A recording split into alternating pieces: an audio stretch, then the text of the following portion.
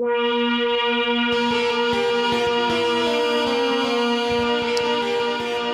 is episode 385 of Wheel Bearings. I am Sam Abul-Samad from Telemetry Insights. I am Nicole Wakeland from Carbuzz. And I am Roberto Baldwin from SAE International. And there was a question from somebody in Discord who wanted me to talk a little bit more about what telemetry is. So let me just give a brief update on that. So Telemetry is a company that's been around since about 2020. It was founded by a friend and former colleague of mine named Craig Deitch. I worked with him at Ford back in 2012, 13. Later bought my Miata from Craig. And he's regretted it ever since. Started off as a PR firm. Actually, his first couple of projects were actually consumer research projects in partnership with Wayne State University, and then started doing PR, which is what Craig had been doing for a long time. And then he got into doing content production, brand journalism, sort of, basically. So he's got a pool of freelance writers that produce stuff for Capital One and Car Gurus and True Car and a bunch of other outlets.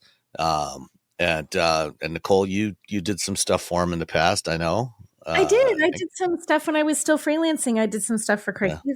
That was awesome. I actually really enjoy working with them. And so last fall, Craig and I started talking. I was looking to leave Guidehouse, and he wanted to get back to the research business and thought that would be a good way to expand telemetry. And so it took a couple of months to get everything aligned.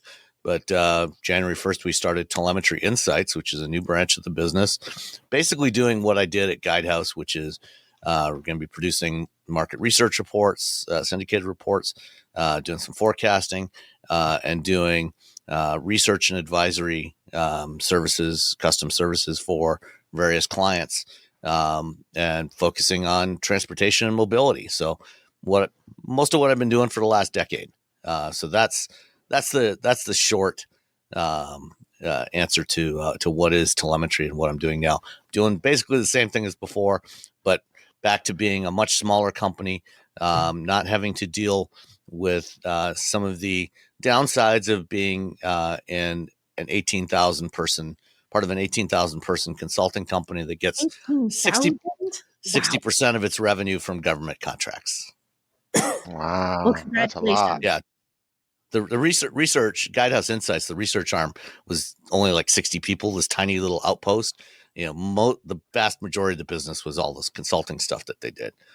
And because the majority of it was government work, I'll let you imagine what some of the potential impacts of that were. And from there, Robbie, what were you driving? Oops, Robbie's frozen. Did we lose Robbie? I think so. Nicole, are you ready yet? Oh, wait, there he is. There he goes. Is he He's there? Moving again. He's moving again? I mean, I can be ready. Robbie? So it's funny, guys. What we see is him just looking at little clips of the video, like consternation, another look at consternation. His head's moved slightly more consternation. Yeah, he's just staring at us blankly. This is terrible. Are you working yet, Robbie? You're muted. I know that. No, I see no Robbie. Are you hearing him, Sam? No. This little mic icon next to his name is crossed out, indicating he's muted. Oh well, he's having technical difficulties. Then let's try. Let me see if I can unmute him. But it doesn't look like he's speaking either. That or he hasn't blinked in a really, really, really long time. Blinking. It says their mic isn't connected. Uh-oh. Do we need to... Robbie, try unplugging your mic and plugging it back in.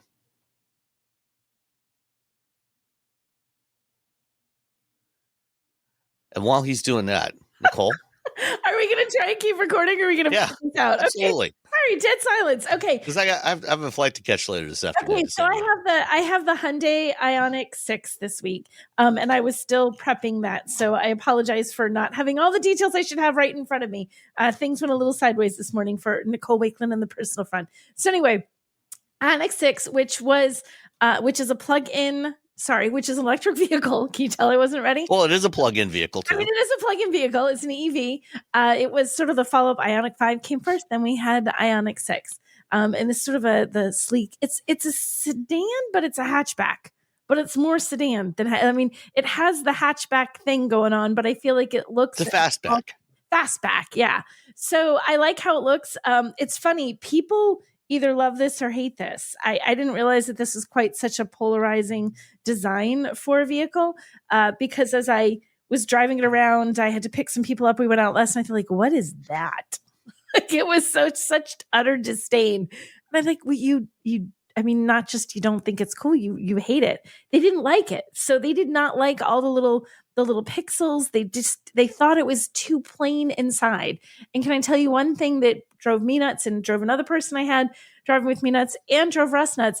The controls for the windows are on the center console. They're not on the doors. And I think that's an effort to make the doors look nice and sleek and clean and refined and nothing on them.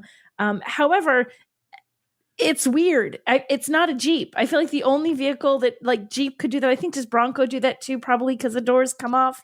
Maybe do they? Yes, and the Wrangler, and Bronco both have Wrangler and Bronco, but their doors come off. So I get it. Like I get that. But why are we doing that in Ioniq 6? The doors don't come off, to the best of my knowledge, Sam. The doors stay put. So I don't know why. Well, my Miata also has the window switches in the center console. Yeah, but the Miata, the doors don't come off. That's true. But it feels weird to me in this one. I kept reaching for the door to reach out to get my coffee, like from Starbucks. Like, wait, no, it's on the center console. Hold on, I'm coming.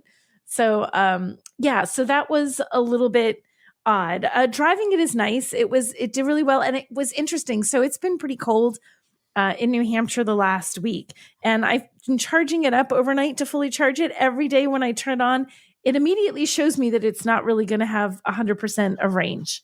It's showing me like it's never quite at, it's like 99, 97, 98, 96. It's showing me a different high 90s number every morning. And I'm wondering if that's because it's so cold. And as soon as I turn it on, it gets probably. It's going, hey, heads up. You aren't getting the full range out of this puppy today. Well, I think it probably has something to do, because they're probably, as soon as you unplug it, it's probably running a heater to keep the battery warm. Yeah. And so, that's probably impacting that state of charge estimate right away, before you even do anything else. Right. Because I haven't even pulled out of the driveway. I've literally turned it on, sat down, got ready to go. And I was like, oh, I only have 96% range, which is fine. I'm not upset about it, but it's kind of interesting that it shows you that right off the bat. So otherwise, it was fine. The cold didn't impact my actual driving, even the tiniest little bit. It still drove just like it should always drive. So you have a rear wheel drive or all wheel drive on this, and there's a standard range. And I guess they don't say long range, I want to call it. So you're going to get a decent amount of range on this. It is anywhere from a low of 240 miles up to a high of an estimated 342 miles. So it all depends on what configuration you get, whether you're getting rear wheel drive or all wheel drive, what kind of tires you've got on it, like which trim you have. So there's a lot of variables in this depending on which you get. The rear wheel drive standard range is the low one. That's 240. The highest that you get, the 316, is actually all wheel drive with 18-inch wheels in the SE. So depends. You're going to get anywhere from 240 to 316, depending on your configuration and, of course, the weather. And this charges really quickly, which is also nice. If you're using a 350 kilowatt charger, it's going to charge from 10 to 80 in 18 minutes, which is really short. Like when you really think about it, and I still say the thing is that, you don't charge that much when you're not at home unless you're on a road trip. Most of us don't need to. So if you have a charger at home, you're all set with probably rarely needing to plug in. If you're on a road trip still, 18 minutes, that's not bad, And by the time you find, where the restroom is, if you got kids with you, get them through the restroom and get some snacks and things like that, grab a cup of coffee.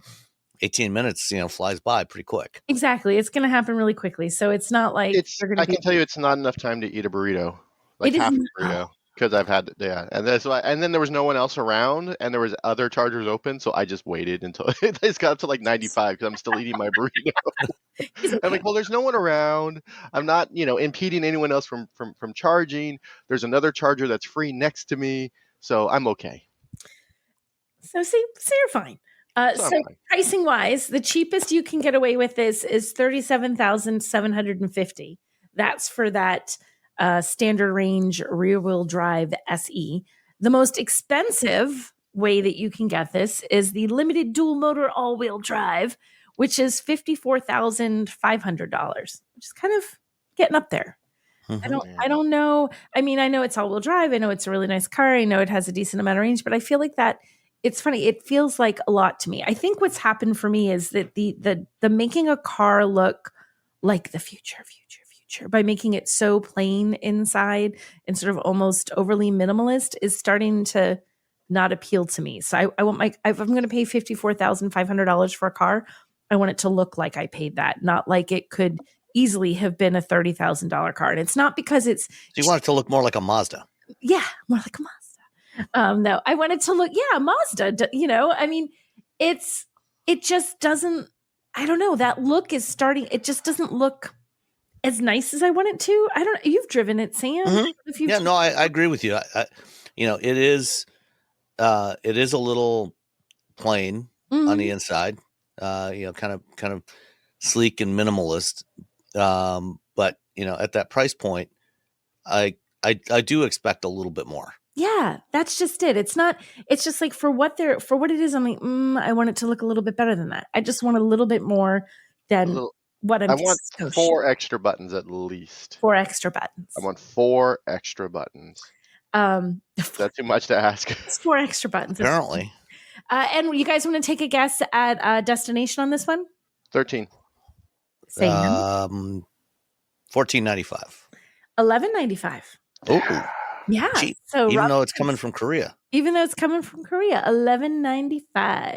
So, which isn't bad in the grand scheme, because as we're seeing, everything is in these like freight charges that are pushing $2,000 on things all the time, and it freaks me out. I'm like, just put it in the price of the car. That's not a small amount; it's a big amount. Yeah, come on. But in terms of comfort in driving this, it's a very comfortable car. It was very nice to drive. It's got that cool, quiet EV thing, going on. So it's always nice. It just all EVs have a certain amount of quiet because there's no, engine under the hood. But I like driving this. I think it was a nice car, but it just doesn't feel as fancy pants as I want it to be for the price that it's going for. So I feel if you're really into that super minimalist thing and you want an EV and you want one that charges pretty quickly, because the Hyundai Motor Group has that down to a science, then I think the Ioniq 6 is a good choice. But I think there's a lot of EV competition now. And how do you feel about the exterior design? I'm kind of okay with it. It looks very different. The pixels, the little squares that Hyundai is using all over its EVs to indicate like its new design, I guess, and its new direction for its EVs. It looks cool, but it's also a little overdone, I think, in the outside of it. That very swoopy, curvy thing, like you're saying, it's a fastback, so it's a little confusing. You're like, is this a sedan? Is this a hatchback? What are you trying to be?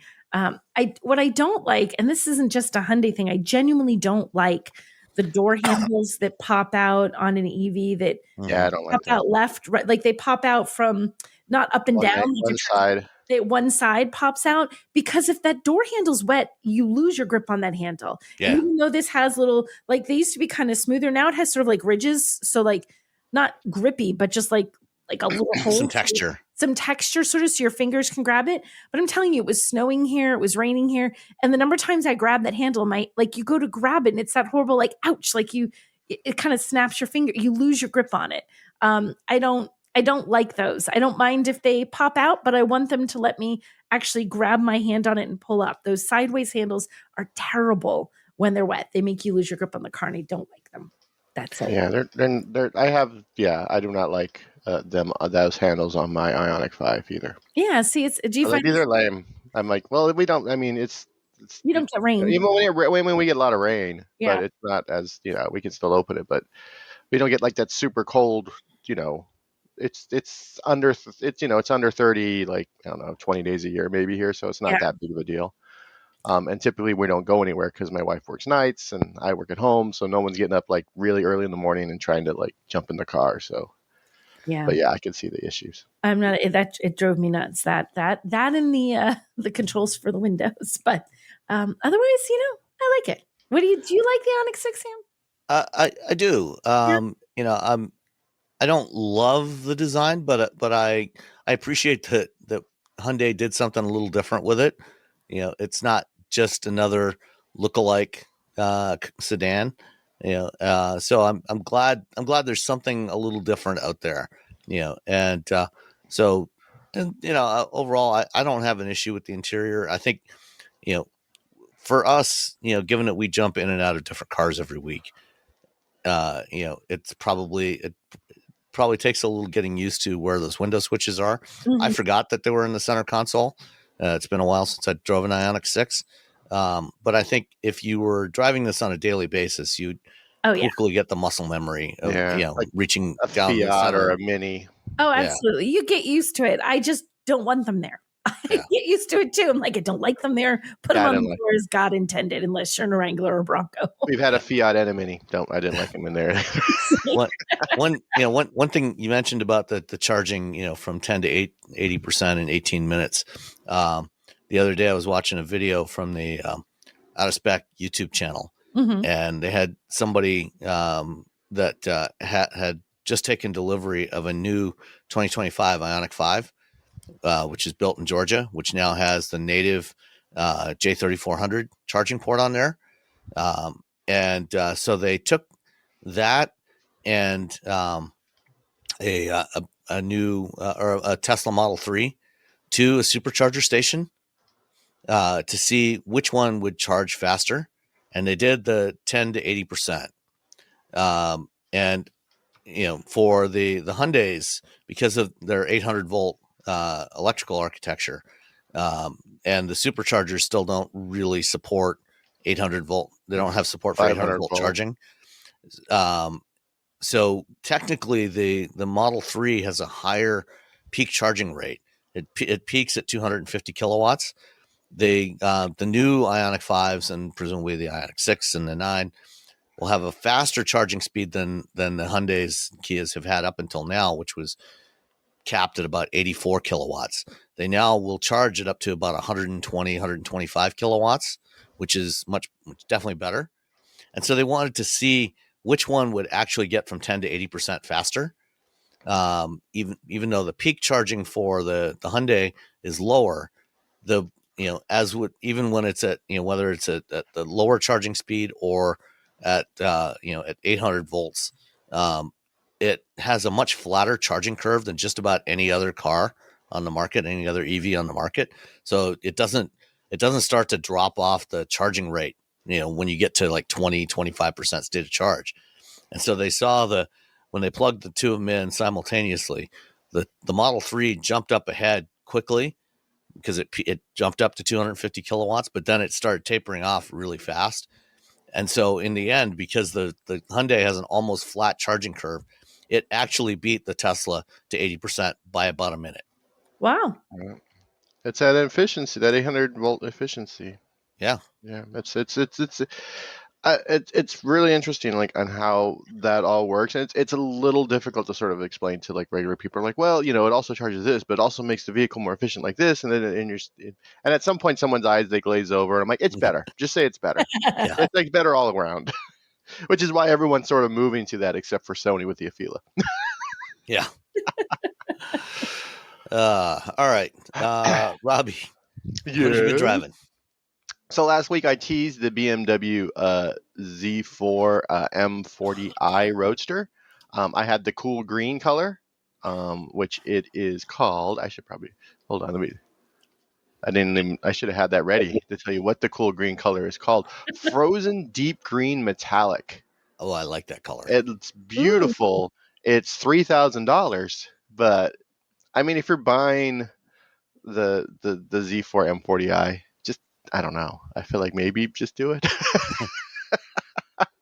like what, I don't even know what the default paint is, but every picture they show of this car, they show that color, and there's a reason because it looks outstanding. So that's my review of the no.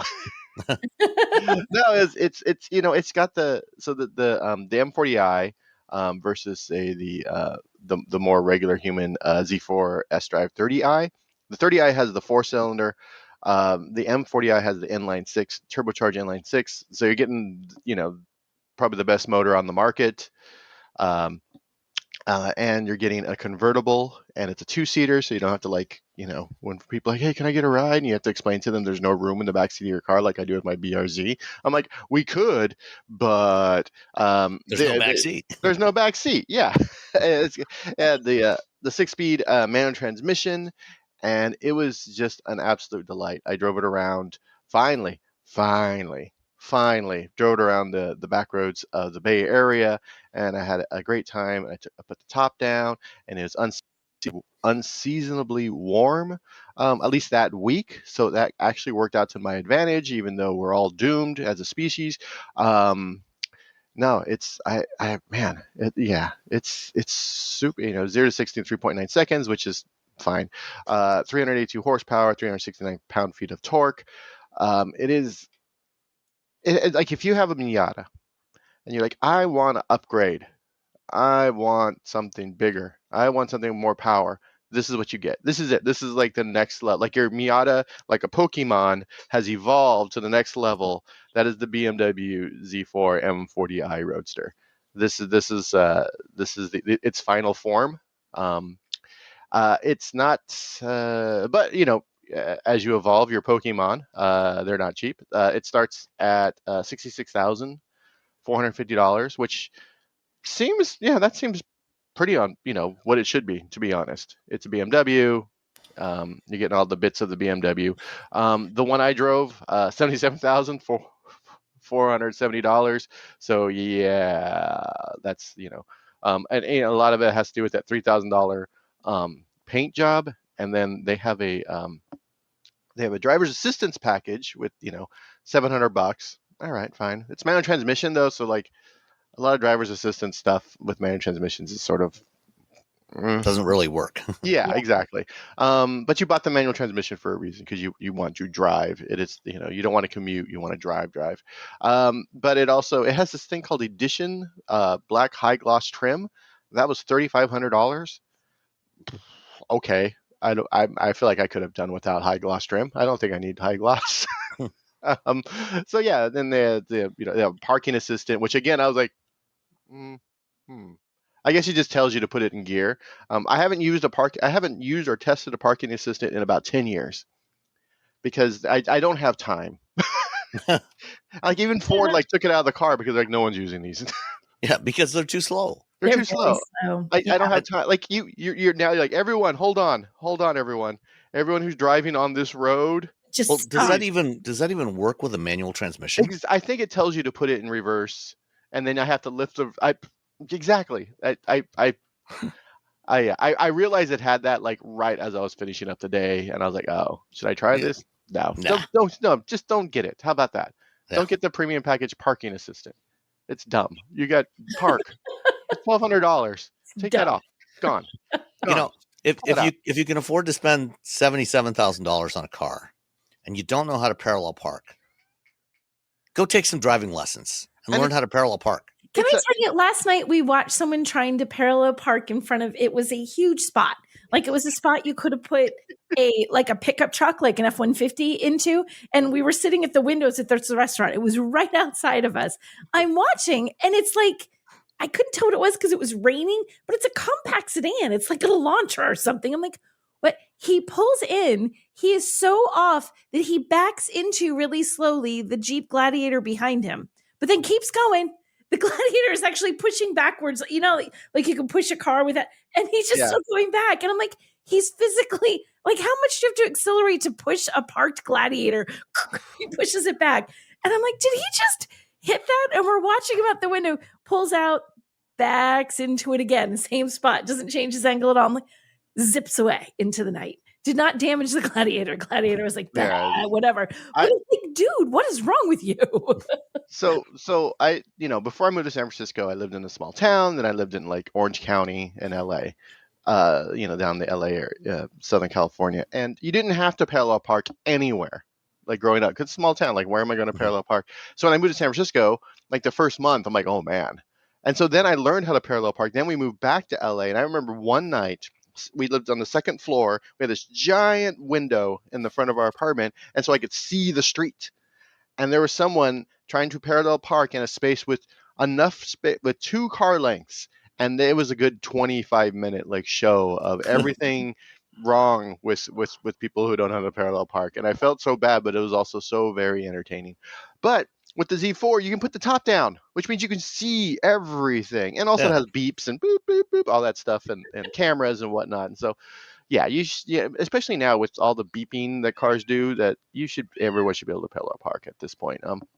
If you can't, get 2 trash cans, put them in front of your house, and just try to parallel park. Just practice. Practice makes perfect.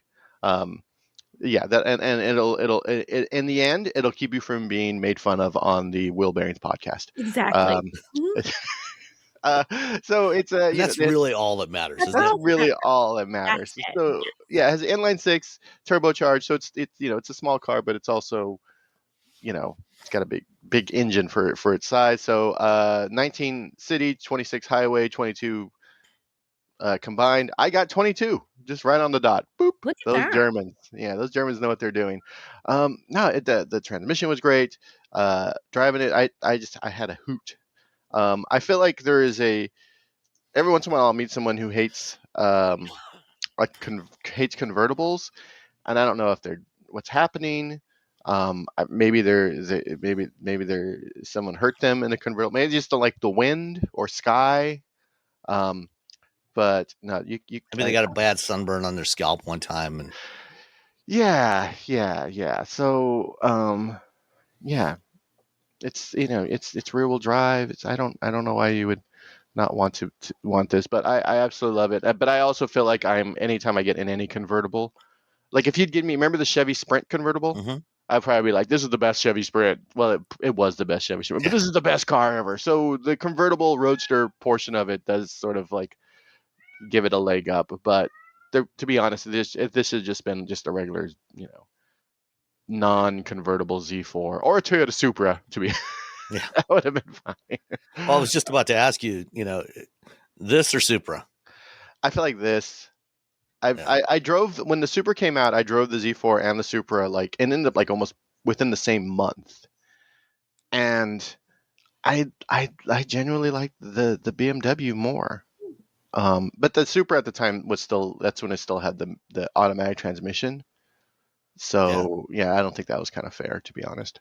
Have I driven the manual? I don't think I've driven the manual Supra. I think it was like a refresh, and it didn't make any sense for me to drive it. Yeah, I had one, and it was fine, but it still has the same complaints I have about the automatic Supra, which is the way the greenhouse is shaped. Visibility out of it is really bad. Yeah, it's really weird, and it feels like it should be a convertible. Yeah, because it's based on a convertible. So you get in and you're like, this feels like it shouldn't have a top on it. This feels like they sort of it feels like that's a hard top, like a hard to see out of hard top, that someone put on a car. So it's a yeah, and that I don't mind the design of the Supra, but the Z4 looks much better. I don't know. I'm team Roadster on this. So that is the BMW Z4. What do you guys think the destination charge is? $12.95. I'm gonna go $9.95. Exactly $9.95. Sam, you're saving money because it doesn't have all those extra chairs or a hood or like a metal hood or not a hood roof. So there you go, $9.95. All that money, right. And then you save a little bit extra on the end. Then they took that away, and then they gave me something even cooler. Well, I don't know, maybe cooler. Probably the WRX TS. Now, like everyone else who big WRX fans, I owned a WRX. I love the WRX. Um, the TS is sort of a weird sort of beast because it's supposed to be tuned by STI, and it has active dampers, so it has a comfort mode, which just feels wrong to have in a WRX. Like a comfort, no, I want to be jostled in every possible scenario in my life. I demand being jostled. And I had the car and I drove around. Like the first day I drove it around, like, oh man, I like this car. But it starts in sport mode, so you have to actually go and put it in comfort mode. Every time you That start it up, you got to go that's the find. right thing to do. It Uh, starts in sports mode. You got to put it in comfort mode, and it is delightful. And I really like this car a lot more than I thought I would. And I was like, oh yeah, this is the one to get, especially as you're getting a little, my age in your 50s, and you're just like, maybe my kidneys can't take it as much as my 20 something and 30 something year old Robbie. Or your It just spine. or Yeah. my spine, like there, yeah. Yeah, it has, like I said, it has the active dampers, and so yeah, you can put it in comfort mode. And comfort mode's actually pretty nice. You're still getting adjusted a little bit. It's not, you're not driving a BMW, you're not driving a Mercedes, but you do sort of feel the difference. But you can put it in sport mode and still get that fun WRX excitement. It's got that manual transmission with those that short gearing in first and second, which I've met a few automotive journalists like I don't understand this car. I don't get it. I can't figure it out. Because they're used to a really nice long throw, especially the American cars with the transmission where you're like blah blah, and you're doing like 70 in second gear, and then all the other gears are just sort of there. Um, you have to you need to be you got to work on that. You got to keep you got to be active with this transmission. But once you figure it out, it pays off. It's just yeah, and it still has the that turbo lag that WRXs have, except they've really over the last like 20 years. Oh my gosh, just about 20 years. They've really minimized. It used to be pretty. It used to be like accelerate, go. That was the lag. And now it's like accelerate, go. So no, I really like the TS more than I thought. It has Brembo brakes in the front, a six piston in the front, two in the rear, and it is yeah, no, it's quick, it's fun. If you live in anywhere where there's any sort of maybe you have some nice back roads, but they're sort of tore up, this is the car to get. This is in my neighborhood we have some really nice back roads, but they're sort of tore up. Um, and so this is the car to drive. If I go over to Marin, um, I can also drive this car, but that's where you drive the Porsches and the Aston Martin Vantages and all this stuff. If you drive them over here, I've had the Aston Martin Vantage get tossed like into the other lane by all the bumps in the road. But this is I really liked it. I did notice that as time has progressed, the seating position in the WRX has gotten a little bit higher than it used to be. A little bit, you're sitting a little bit higher. It's not a big deal, but it was something I just noticed kind of right off the bat. I was like, whoa, whoa, whoa, and I was hitting up Tim Stevens of all, Mr. Yeah. WRX himself. I'm like, hey, is this thing sitting higher? He's like, yeah. He's like, it's not that big of a deal. And, you pull the steering wheel out and it's fine. You pull it towards you. It's not. But I was just like, is this fit? What? What? Huh? Okay. But uh, because it is it's got all the sort of fancy bits. It's a $10,000 premium over the regular WRX, which is called the regular WRX is called the WRX Premium. So that starts at 35,750. The WRX TS starts at 45,705.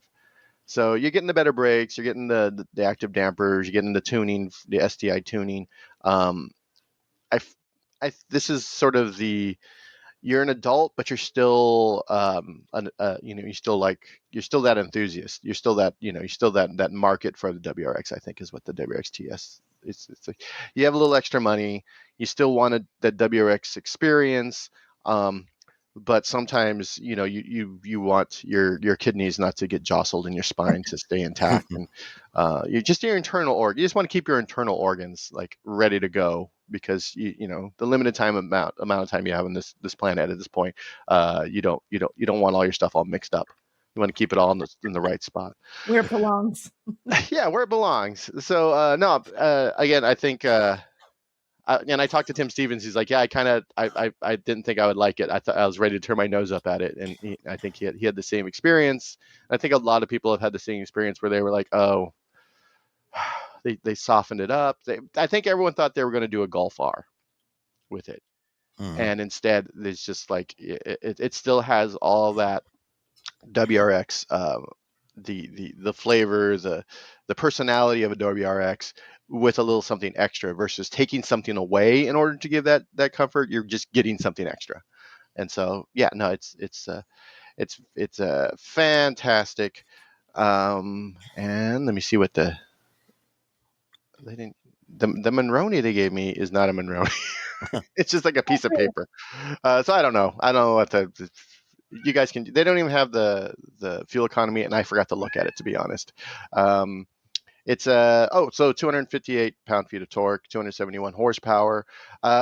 Really, my biggest concern, my biggest beef with the WRX is it's only in a sedan.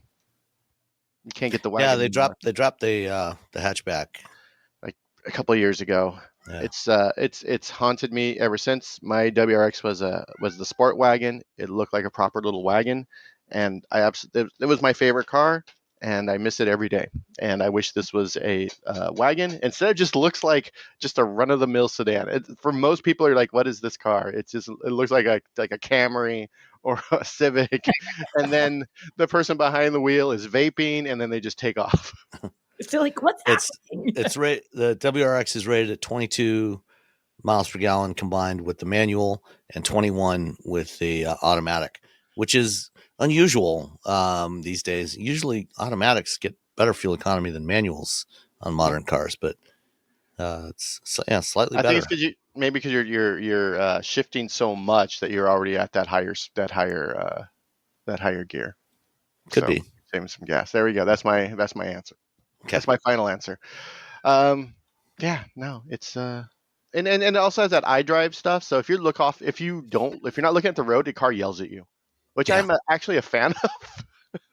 I feel like sometimes I must not look at the road properly because sometimes I'm literally staring straight ahead. It's like, pay attention to the road different. And I'm like, I am. I'm looking straight at it. I think what that is, some of these systems now are starting to include logic that,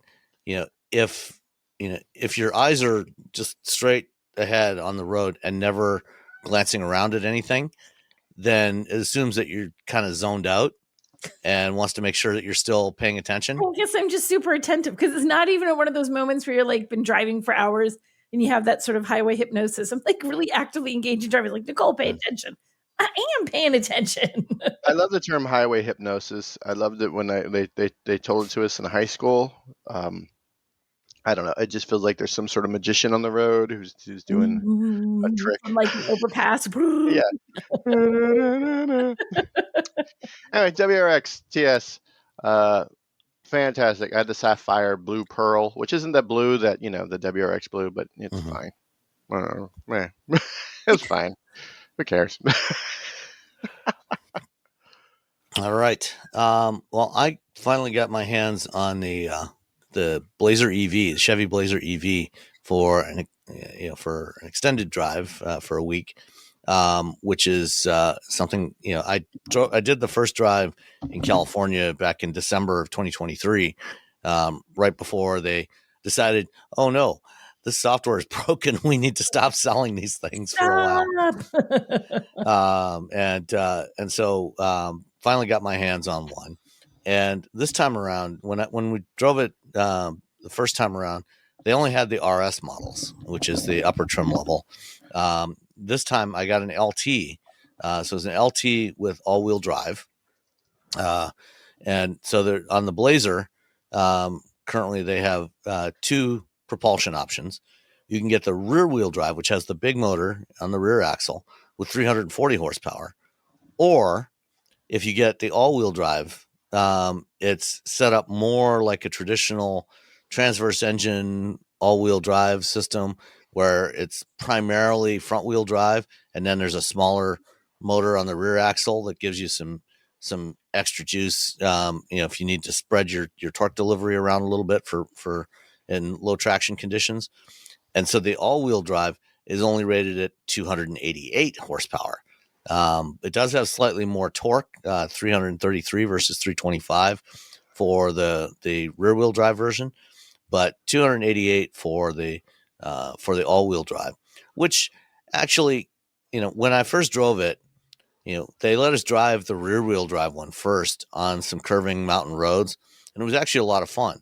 And then I got into the all wheel drive one, which had less power, and it didn't feel quite as much fun. But that was also an RS, which was heavier, had the bigger wheels and tires. This one that I drove, the LT, had merely 19-inch wheels. Yay! Smaller wheels, everyone. That's what Yeah, we're which was just still too big, but it's better. And it seems that since they originally launched it, they've also taken some weight out of the Blazer. So because when they first launched it, it was running closer to about 5,800 pounds, and they're now listing the curb weight for the all wheel drive model at 5,337, which is still very heavy, but not as bad as it was at the time. So the LT is the base trim level for the Blazer, which is not to say that it is a stripped down model. It's still very nicely equipped, and the interior I think is quite decent. My main complaint with the interior on the Blazers was with the seats. Again, when we first drove it, on the twisting mountain roads, the seats that they put in it, I think, are the same seats that they're using for the police package version of the Blazer, which means what? that they're wider and flatter. They don't have very aggressive side bolsters, So you're so sliding you can back and slide around a little bit. it's like a little. It's like a. Um, It's like a fair ride. yeah. Will you live? Nobody knows. So not real aggressive side bolstering, but for just normal daily driving, it's actually okay. It's very easy to get in and out of the thing. The Blazer very roomy. It's a big vehicle. It's a 2-row, 5-passenger. It's like 121-inch, 100, almost 122-inch wheelbase, 192 inches long. So this thing is large. The back seat, very, very roomy. It's also kind of wide, 78 inches. So it's on the wide side. So you do, if you're on narrower back roads, you do have to pay closer attention. But like most of the other current generation Chevy vehicles, it's got the same interior setup with the 17.7-inch landscape mode center touchscreen that's kind of tilted slightly towards the driver, and then the 11-inch instrument cluster display. So there's lots of screen real estate there. GM is doing the right thing and keeping with a lot of physical controls for the climate control. So you got knobs to adjust the temperature up and down, some rocker switches or like kind of piano key switches, a row of those in between to toggle the things like the defoggers on and off. Got the circular vents that they've had on the gas Blazers, and they're also using on the Equinox and some other models. And they were also on the Camaro, which looked pretty cool. Looked kind of like jet engines. Very easy to adjust. You just grab the little nubbin in the middle there, and you can move it up and down in whatever direction you want. Give it a twist to close it or open it. So those work way better than anything that you have to use a touchscreen for. This does, like the other GM EVs, have the Android Automotive infotainment system, which means no smartphone projection. And I was chatting on Blue Sky the other day with Robbie DeGraff from Auto Pacific, and he was mentioning, I can't remember which one he was. I think he was driving the Equinox, or one of the Chevy EVs, and he was saying that after spending time with it, he actually didn't mind the not having to deal with the phone in there. My major complaint with it is that there are some additional apps that I'd like to see in the Play Store for Android Automotive, and this applies across all the vehicles that use the Android Automotive system, not just GMs, but Volvo, Polestar, Ford, Honda, Nissan. There's a few. I'd like to see some messaging apps in there. That can so you can use that to send messages. And also, there's some other streaming apps that I'd like to see, like Hoopla, which I use with my local public library to get audiobooks. They have the Libby app, but not all the books are in Libby, and my local library supports both Libby and Hoopla. And I'd like to have the Hoopla app in there as well. It's not real hard to add these into the Android Automotive Play Store, so I don't know why developers aren't doing it, but they should probably add those in there. Let's see what else. When I had the Blazer, it was kind of cold around here. Temperatures were into the teens, low 20s, so I did take advantage of plugging the car in and using the preconditioning, so it'd be nice and toasty warm when it was time to leave for an appointment. Just unplug it. It's already 72 degrees in the cabin. Doesn't have to use any energy from the battery to do that. Still, with the cold weather, the overall efficiency was not fantastic. It was about on my efficiency loop, it averaged about 2.4 miles per kilowatt hour. Not great. It does have a good sized battery. It's a 102 kilowatt hour battery. It's rated at 279 miles for the all wheel drive. The rear wheel drive is rated at 324 miles. I would prefer to, see better efficiency out of this thing, even in cold weather. Especially given that the GM EVs do have a heat pump.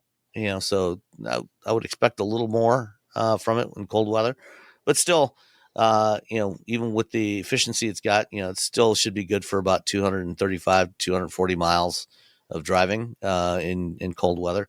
Other than that, not a lot of other complaints about it. It felt pretty good to drive. And mine had the optional comfort and convenience package, which gets you the eight-way power driver's seat, 6-way power front passenger seat, heated driver and front passenger seats, the EvoTech seating, which is their faux leather, wireless phone charger, heated and wrapped steering wheel, the auto dimming mirror, auto sense power liftgate, a couple other things. And it also had the Super Cruise package. So the comfort convenience package is $2,500. Super Cruise package is $3,255. Super Cruise works great, but again, I'm not sure I actually see the value in it. I don't know that it's worth $3,000. And I'm not sure that I remain unconvinced that any of these hands-free systems are an actual benefit to drivers. But if you want it, it's there. So total price came to $54,745, which again, quite a bit cheaper than it was when we first drove it in early 2020, early last year. They dropped the prices on the Blazers by about $6,000. So this would have been a $60,000 vehicle originally. Now it's just shy of 55,000, and it is eligible, at least for now, for the $7,500 federal tax credit. Tomorrow there's a new administration being sworn in Washington D.C., and we'll see what happens on Tuesday. But if you rush to your Chevy dealer right now, you can still get one with $7,500 tax credit on there, which like gets you down to about banging on the 47. door. Let me in. Go. I need a Blazer. Well, he doesn't get inaugurated until noon, so you got tomorrow morning. Yeah. So you can go down first thing in the morning, get everything signed, and get your $7,500 off. Yeah. Run, don't walk. Yeah. So you want to take a guess at the destination charge? Ooh, 1,800. 1695. Nicole is closer. Surprisingly, it's only $1,395. Oh wow! Oh, good for them. The fact that they pulled like 400 pounds out of the vehicle, I think, is good. I felt like when I drove it, it felt like, especially when you drive back to back with the Lyric just drives so much nicer, and this felt like a brick. Yeah.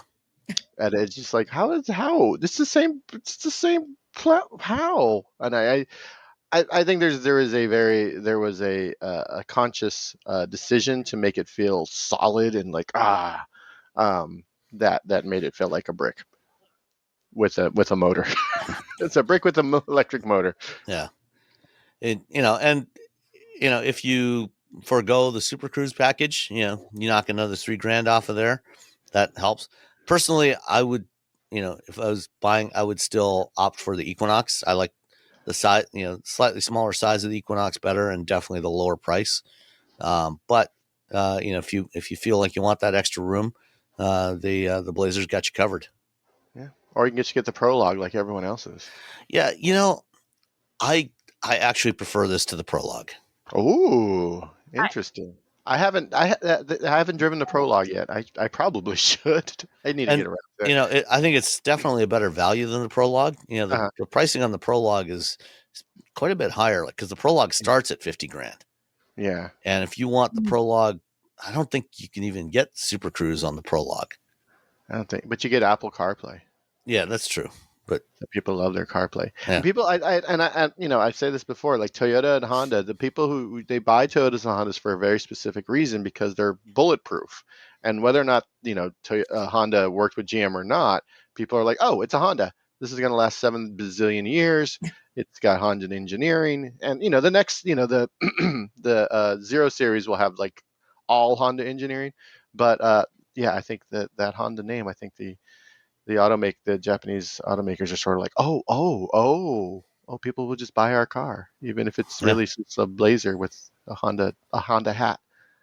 Yeah, with a little hat. All right. Well, speaking of Honda and the 0 Series, Honda had their annual, end of year, 2025 preview call earlier this week, and they released the first official image of the first vehicle off of this platform that for Honda will be called 0 Series. Acura is not using the 0 Series branding. That's a Honda. It's not the platform, isn't it? This past week, it's the platform doesn't have a name. It's just the 0 Series. So, because I asked them, like, is 0 Series the name of the platform or the architecture? Like, no, it's just what we call the cars. I'm like, okay, so what's the name of the, like, oh, we don't have a name. I'm like, so like Ultium, like now, because Ultium doesn't have a platform name because they pulled them. So it's, so it's the 0 Series technology. So anyway, it's very confusing. The same hardware that's going into the 0 Series is actually going to debut on an Acura model, which starts production late this year in Marysville, Ohio. I'm actually going down to the plant, not this week, but next week, to take a tour of that. Cool. And when last summer at Monterey Car Week, Acura showed a concept called the Performance Coupe, EV? Performance EV Coupe, something like that. Yeah, it was just very weird.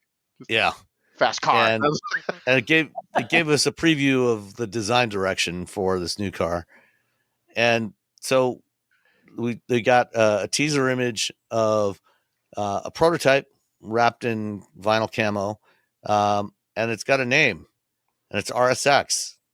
Dun, dun, dun. Remember the RSX, everyone? Yeah, cool little coupe from. It was the last of what was the original Integras. The fourth generation of Integra. They decided to rebrand it as RSX, and now it's going on to a larger SUV coupe, when really this is the car that should have been called the ZDX. It should not have called the GM built SUV the ZDX. This should be the ZDX, because this is what the original ZDX was in 2010. Yeah, it's the Mustang of it's Acura's Mustang. Mach-E Mustang, yes, where it's like, hey, remember we had this like cool little sports car? Now it's an SUV or a crossover or whatever you want to call it. Yeah. It's a tall hatchback. Yeah. So we don't have any real technical details on it yet. We just know that the general shape, it's keeps some of the design cues from that concept, like the side vents and everything, but it's not nearly as aggressive looking as that concept was. Yeah, it's they show you the rear 3/4 panel, so you don't get to see the front, so you don't know if that has that very aggressive front, which probably not. Yeah, it's probably a little tamer than that was. Yeah. It does have door handles though. Yeah, did you see that? Which the concept did not. That's a good thing. Yay for door handles.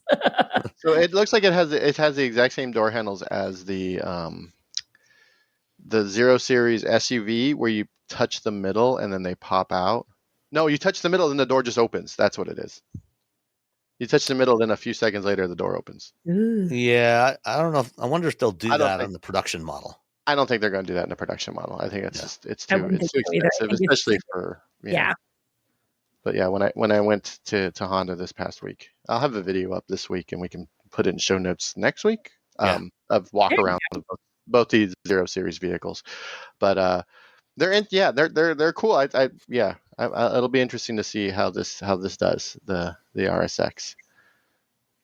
And then another upcoming electrified vehicle in 2027 is from Scout, the Scout Terra, and what's the SUV called? The Adventure? What is the SUV called? It's like Dirt and I guess Adventure. What you now? Yeah, everyone just something like that. Anyway, hold on, I'll look it up. You keep going. Yeah, I'm looking. So there was an article this week on the Drive. The Terra truck and the Traveler SUV. That's it. The Traveler. Traveler. That's a weird way. So we have to think of Traveler every time we think of this car. So a Scout, think of someone playing harmonica. Yeah. so anyway, they're both going to be offered with an EREV powertrain in addition to an all battery electric version. And Scout hasn't really told us any details about, what kind of engine they're going to use for the range extender or anything.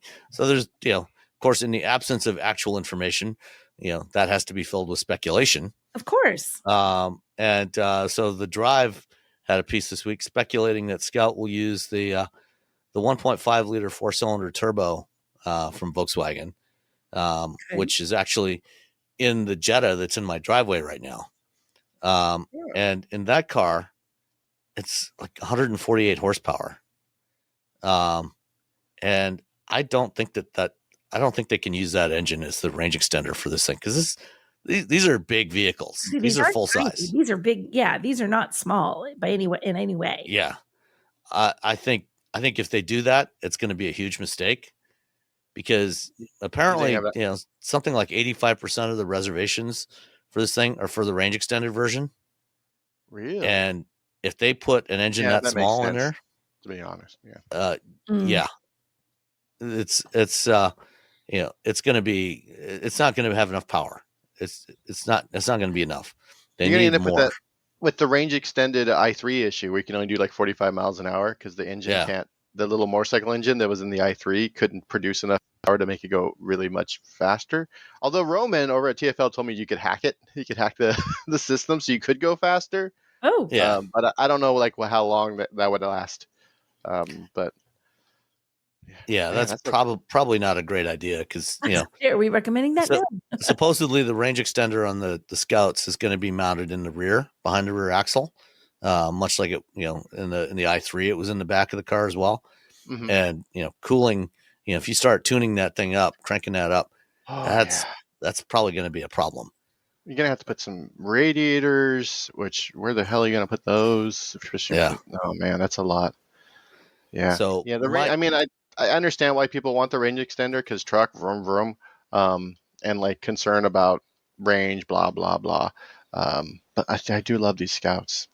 They look fabulous. I love how they look. Yeah. I think that they need to use a larger engine. They probably need to use at least the 2-liter turbo. Although, what would have been an interesting solution for the Scout range extender is the VR6.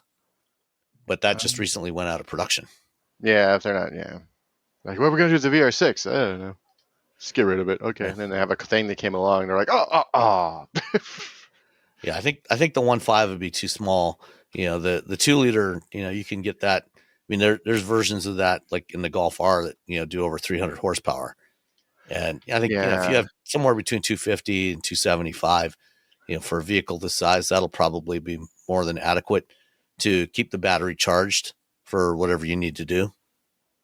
Yeah. Yeah, 1.5. Yeah, I think a 2-liter probably. Well, yeah, we'll find out, huh? And eventually, 18 or something. Someday. Yeah, I think I do. Yeah, someday I really maybe. You know what? It's got buttons. I don't care what they put in it. To be honest, That's true. It does have buttons. You can get the and again, people want the RAM. The eRev, I guess, is now the new instead of serial hybrid is not. Series. Yeah. Series hybrid. I like serial hybrid because it sounds like we're eating cereal. Series hybrid is harder to say. And then you have to explain what series is. But yeah, I don't know. It's Rivian. They need to get their other vehicles out before these start hitting the market. Yeah, they do. Yeah. Race. What do they do? When is Rivian supposed to come out? The R2 is supposed to launch like late this year, early next year, I think. That's still a ways away. And then the R3 doesn't come until like 26 or 27, late 26, 27. But there's nothing else on right now. There's nothing else coming that's like that. So I think if they can, and they're getting all that Volkswagen money anyway, which is funny because it's Volkswagen versus Volkswagen. It's like Spy versus Spy at this point. Spy versus Spy. All right. Well, speaking of RAM, they apparently have decided to drop plans for the big battery version of the Ram Rev, which I think is actually the right thing to do, because they were going to launch the Ram Rev, the battery electric version of the Ram, with a standard range with 168 kilowatt hours, which is bigger than the extended range version of the Lightning, and that was supposed to have 350 miles of range, and then a bigger long range version with like 220-ish kilowatt hours with 500 miles of range. And given that you're also doing the Ram charger, the long range version just didn't really make any sense. So, no, I think it's a good call too. It didn't. Yeah. I think there's a little bit like, oh no, and I'm like, yeah, it didn't make sense given their lineup. It's been too expensive, too heavy. Yeah. All the twos. All too the long to charge. So so they're going to go with the Ram charger, which, I mean, really the Ram charger covers what you would want to do with the long range version of the Rev anyway. Yeah. And, it's going to be more useful for towing. And then get the standard range version for everybody else that, doesn't need the long range towing capabilities. Yeah. It's just such a giant heavy battery. To move these giant trucks for the range that people think they need, you just keep adding more battery, which adds more weight. Which you're looking at more battery, you add more weight. You're looking at upwards of 3,000 pounds of battery. Yeah, which is just it's sort of, which is too much. It's ridiculous. It'll be really interesting, like what happens with trucks, EV trucks, if Honda cracks because I think of all the automakers, Honda's probably the one that's working. It seems like something they would be able to crack. And again, it's every year it's 5 years away for the last 15 years. Solid state batteries. Another 5 years. I got now, Robbie. 5 years. That's it. 5 years. It's 5 years away right now. And what was it? 2025. By the end of the decade is what they told us. Yeah. To Toyota, but I feel like Honda's. But which decade? Well, they said this one. Okay. So we'll see. Yeah. But Honda loves an engineering problem more than anyone on the planet. That's their whole jam. Like, oh, it's a problem. It's like giving a class full of like mathletes, like some like a bunch of those little puzzles you can get offline, like 15 puzzles in a box. Like giving them that's the Honda engineers. They're like, oh yeah. You like highway hypnosis? I always thought mathletes was the funniest word. I don't know why. It is. Athletes. They're like athletes, but with their brain. With the brains. I just like it. I'm not picking on them. I think mathletes are great. I just think the word is funny. Yeah. Instead of like a hockey stick or a football or a soccer ball, they have calculators, but they like graphing calculators and like Does anyone slide still have rules. those? No one has graphing calculators anymore. Oh, I don't. I think high school students are still required to buy those But I mean, unless Texas you're in Instruments high school. TI-83s. But like only in high school. Does anybody else use them? Oh, hell no. Yeah, No, but I mean, why are we making high school students spend $100 on a because they'll use their phone to just solve the problem. right? So you got to use the like. Give me your phone. Here's Exactly. the Pick up your phone. crazy. Yeah, nobody uses those, once they graduate. They're using slide rules. I actually do have a slide rule upstairs. Yeah. I've been meaning to actually. It was my dad's, and I've been Aw. meaning to learn how to use it. I've just never gotten around to it. Well, it's 3-day weekend. That's what you're doing tomorrow. All right. So we mentioned Scout, but apparently VW thinks it doesn't have enough brands in North America. So Nicole and Robbie and I all travel a lot for our jobs.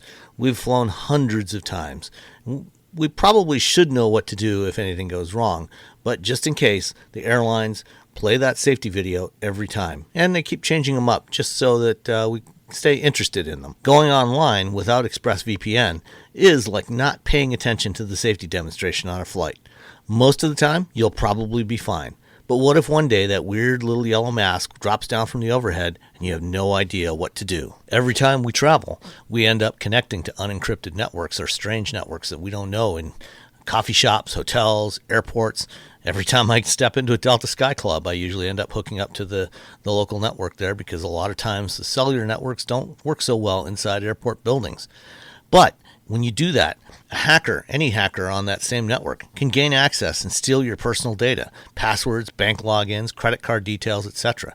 It doesn't take a whole lot of technical knowledge to do it. You can just buy some cheap hardware, and even a smart 12-year-old could do it. That's why they call them script kiddies. The data is valuable. Hackers can make up to $1,000 per person selling your personal info onto the dark web. ExpressVPN stops hackers from stealing your data by creating a secure, encrypted tunnel between your device and the internet. ExpressVPN is incredibly secure with really robust encryption that would take a supercomputer over 1 billion years to crack. It's also really easy to use. Once you install it on your phone, laptop, tablet, or any other device, you just fire it up, click one button, and you're connected and protected. Works on all your devices, your phones, laptops, tablets. I even have it set up on my Chromecast with Google TV at home, so you can stay secure on the go. It's been rated #1 by top tech reviewers like CNET and The Verge. I've personally been paying for ExpressVPN to protect myself for several years now, and it is so easy to use, and you'll never notice a slowdown in speed compared to some VPNs out there. As in the work that I do as an analyst and a consultant, it's important to protect both my own personal data, but also client data.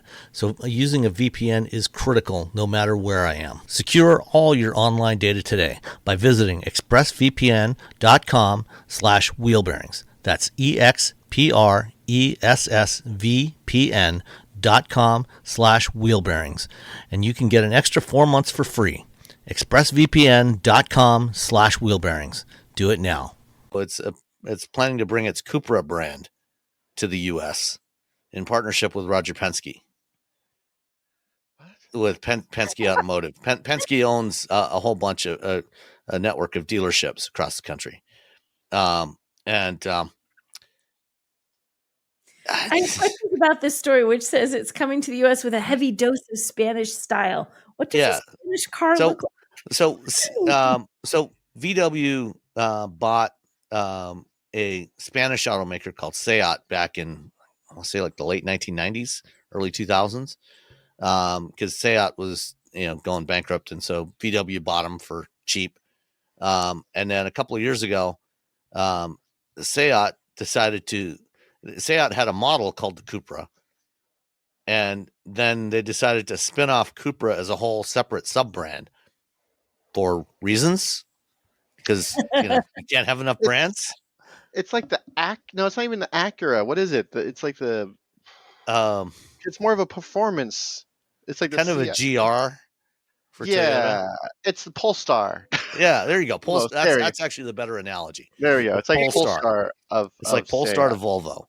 yeah. So anyway, they want to bring the Cupra brand to North America in partnership with Penske. The last time Penske Automotive Group partnered up with an automaker to launch a new brand in North America and a network of its dealerships. Yes. 2008. Smart. Oh man, Mercedes Benz. Oh my, is this like a harbinger of doom? Like I hope not. Because like, I mean, I think this is I think the Cupras are much better cars than the Smarts ever were. I'm gonna check my finances, make sure I'm not overextended on anything for this global economy collapses. So yeah, I guess sometime in the next couple of years, we'll see Cupra models going on sale in North America, in Penske owned dealerships. Interesting. Yeah, I drove a Cupra. It was fun. Yeah, I mean they're generally are well regarded. They're fun little cars. Yeah, I mean they're on the same platforms as VWs and Audis and other stuff. And they've got some electric models. I don't know which ones they're actually going to sell here, but yeah, could be interesting. A little more stylish than a VW. Yeah, a little more aggressive. Yeah. All right. So we've talked previously about last year, National Highway Traffic Safety Administration published new federal motor vehicle safety standards for automatic emergency braking for AEB, which require the systems. We've got AEB systems on pretty much all new vehicles now that are largely ineffective because they mostly just rely on one forward-facing camera. They don't really work at night. They don't work at speeds over 25 miles an hour. They don't really work in any kind of bad weather. And so NHTSA said, that starting from 2027 onwards, from 27 to 29, they've got a phase-in period when all new cars have to have these new AEB systems that function at speeds up to 90 miles an hour, can prevent a collision speeds up to 60 miles an hour, or collision with a vehicle at 60, collision with a pedestrian up to 45, and also have to work at night. So the Alliance for Automotive Innovation, which is the trade group that covers pretty much all the automakers except for Tesla, is suing NHTSA, saying that they've gone too far with this one. Gone too far. That is a lot to ask, given where it is right now. It's not like a little iteration for it. Automaker is. I feel like no automaker should be allowed to talk about autonomous driving or level 3 and be part of this lawsuit. You're not allowed to talk about level 3 at all if you're part of this lawsuit. Period. Yeah, I mean, if you can't do an automated driving system, then you absolutely you shouldn't. If you can't do this, I got that backwards. If you can't meet these AEB requirements, you certainly shouldn't be doing an automated driving system. Yeah, right. Because you can't be. You can't. You don't get to say that. You don't get to say we can do a level 3 autonomy on a car, and then say, well, we can't do this though. I'm like, yeah, this is nonsense. Yeah. And they absolutely can meet these rules. The technology is there to do it. And I think it would be good to do this, especially the pedestrian parts of this, because the biggest growth, in fact, pretty much all of the growth we've had in traffic fatalities in the last decade has been from pedestrians and cyclists, because people can't see out of their big giant trucks and SUVs anymore. And so, they're hitting pedestrians all over the place, and it's not good. And so, adding things like imaging radar and infrared cameras that help the vehicle to detect the presence of pedestrians and cyclists and other vehicles, I think would be a good thing. Yeah. Great. If you're going to make a giant truck with just a giant billboard on the front of it, maybe you should, I don't know, think about the rest of the world. Yeah. All right. Let's see.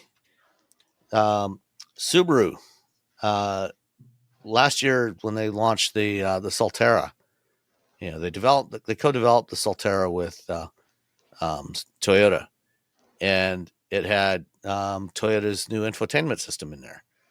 Well, for 2026, there's a new Subaru Outback coming apparently, and there's spy photos, and it looks like it's got the Toyota infotainment system in there. Dun dun dun. I guess it's better. Toyota's is better than Subaru's, so that's a good thing. Yeah, it should Is be. it though? I feel like the Subaru one is just like basic, and I like that. I like that Toyota's You just push this thing, and the thing is there. It's just a grid. No one's trying to be. They're like, "Hey, we're Subaru. We're not trying to be fancy." I like the Toyota one responds well when you go, "Hey, Toyota." Like hears you. It hears you well. Like others, you're doing a chitty chat. Yeah. Yeah, That does. when you talk to it, it hears you really well. So I don't know if it would work. Will it do that? Will it be like, "Hey, Subaru"? You have to say. I would assume so. Hey, Subi. Hey, Subi. That's what it should be. Hey, Subi. Hey, Subi. Hey, Subi. Take me to ice How you cream. doing? Hey, Subi. Subi. So what was their article? What did they talk about with the Subaru? Oh, they just kept saying "Hey, Subi" for 5 minutes. Yeah. It got real weird. The other thing, in the spy photos here, looks like the Outback is evolving. For ever since it originated back in the 90s, the Outback was basically just a slightly lifted version of the old legacy wagon.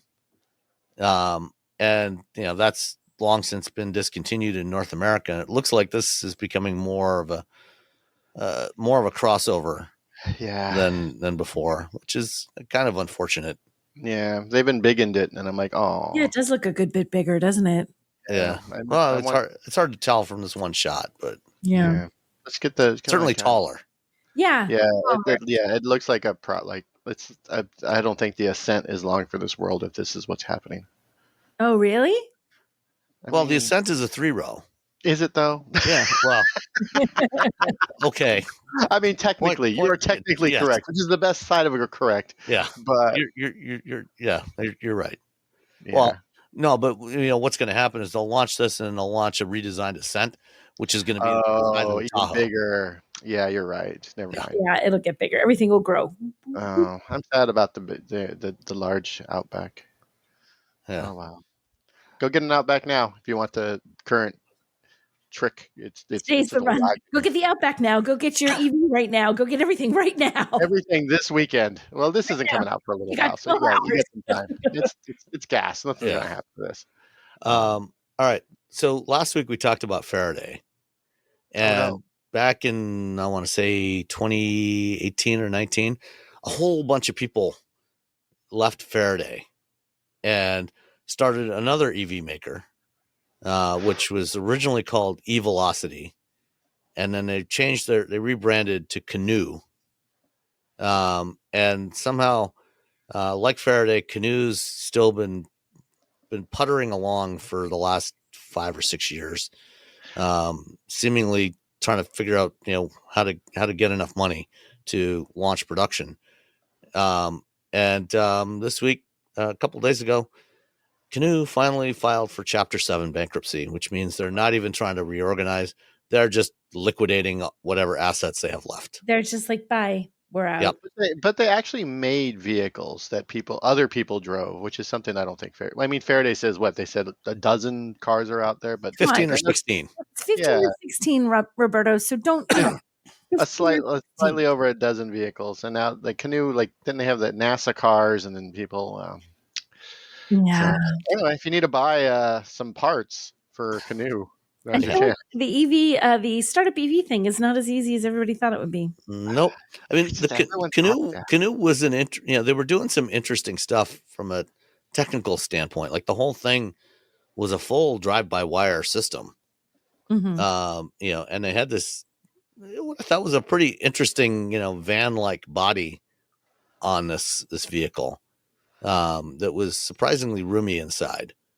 And like I said, they had a whole bunch of people that left Faraday to join this company, and it just didn't work out. And so now they're selling off whatever they got left. I think I think the hope was that they would continue to sell as like a fleets to the government, and then the They had a deal, supposedly new had a deal with administration. Walmart. Yeah. Yeah. Oh yeah. Walmart was supposed to buy a bunch of these things for deliveries, and So if they could have stayed solvent, they theoretically had buyers, but they just couldn't do it.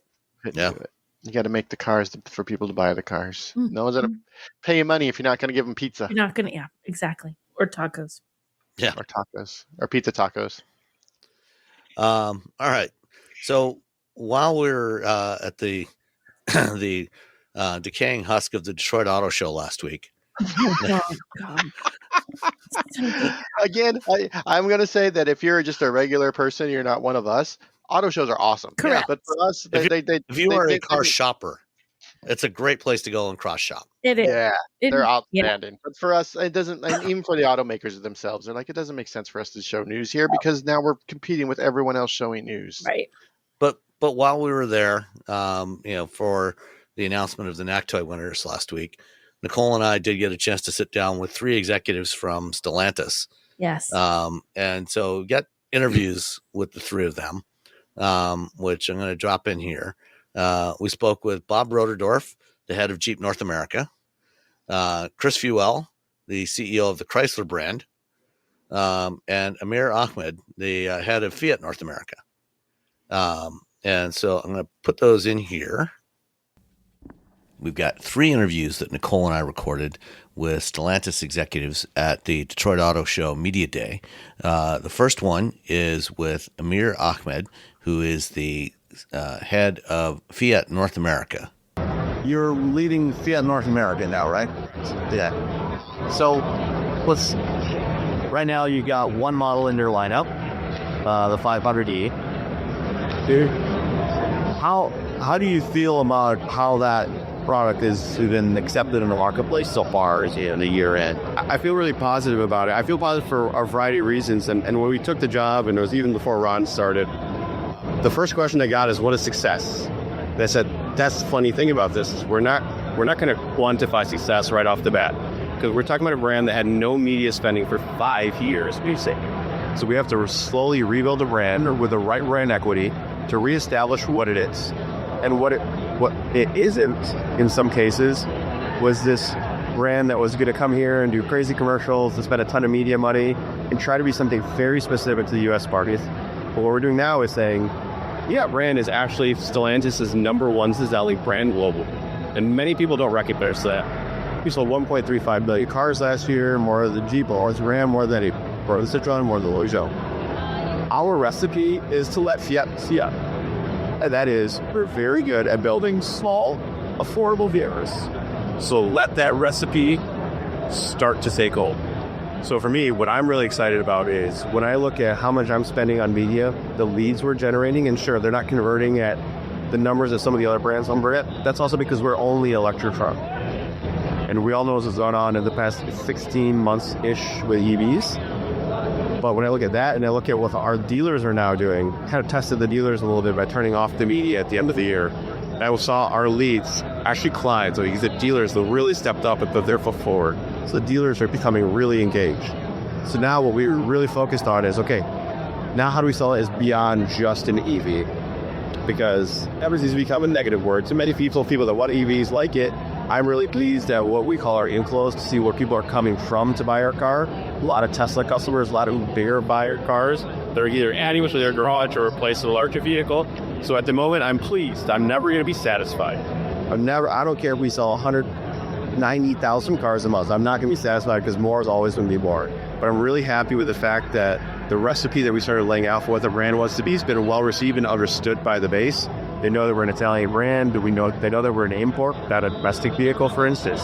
And we know what we stand for, and that it brings and kind of reflecting on the Italianness that's already in America, and that's the expressions of joy and individuality and freedom. So there was an important word in what you said there, John, about the Fiat brand. We have one affordables.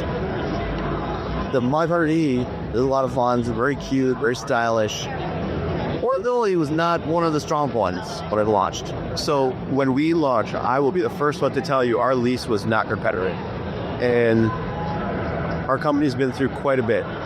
in the past 18 months, in the past year in particular.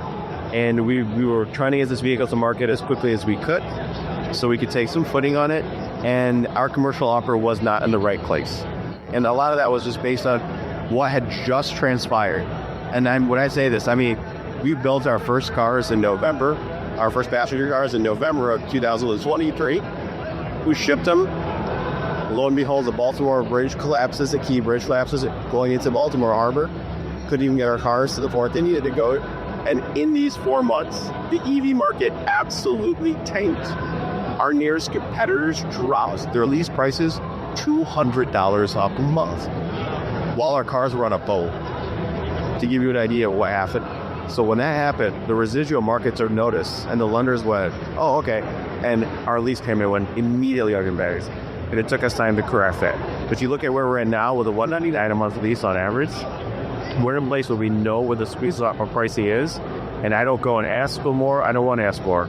I don't want to sell the car on the MSRP. I'm selling it on a lease payment now, because 90% of EV buyers will lease the car anyways. So the lease price to me is really what matters. The MSRP is there.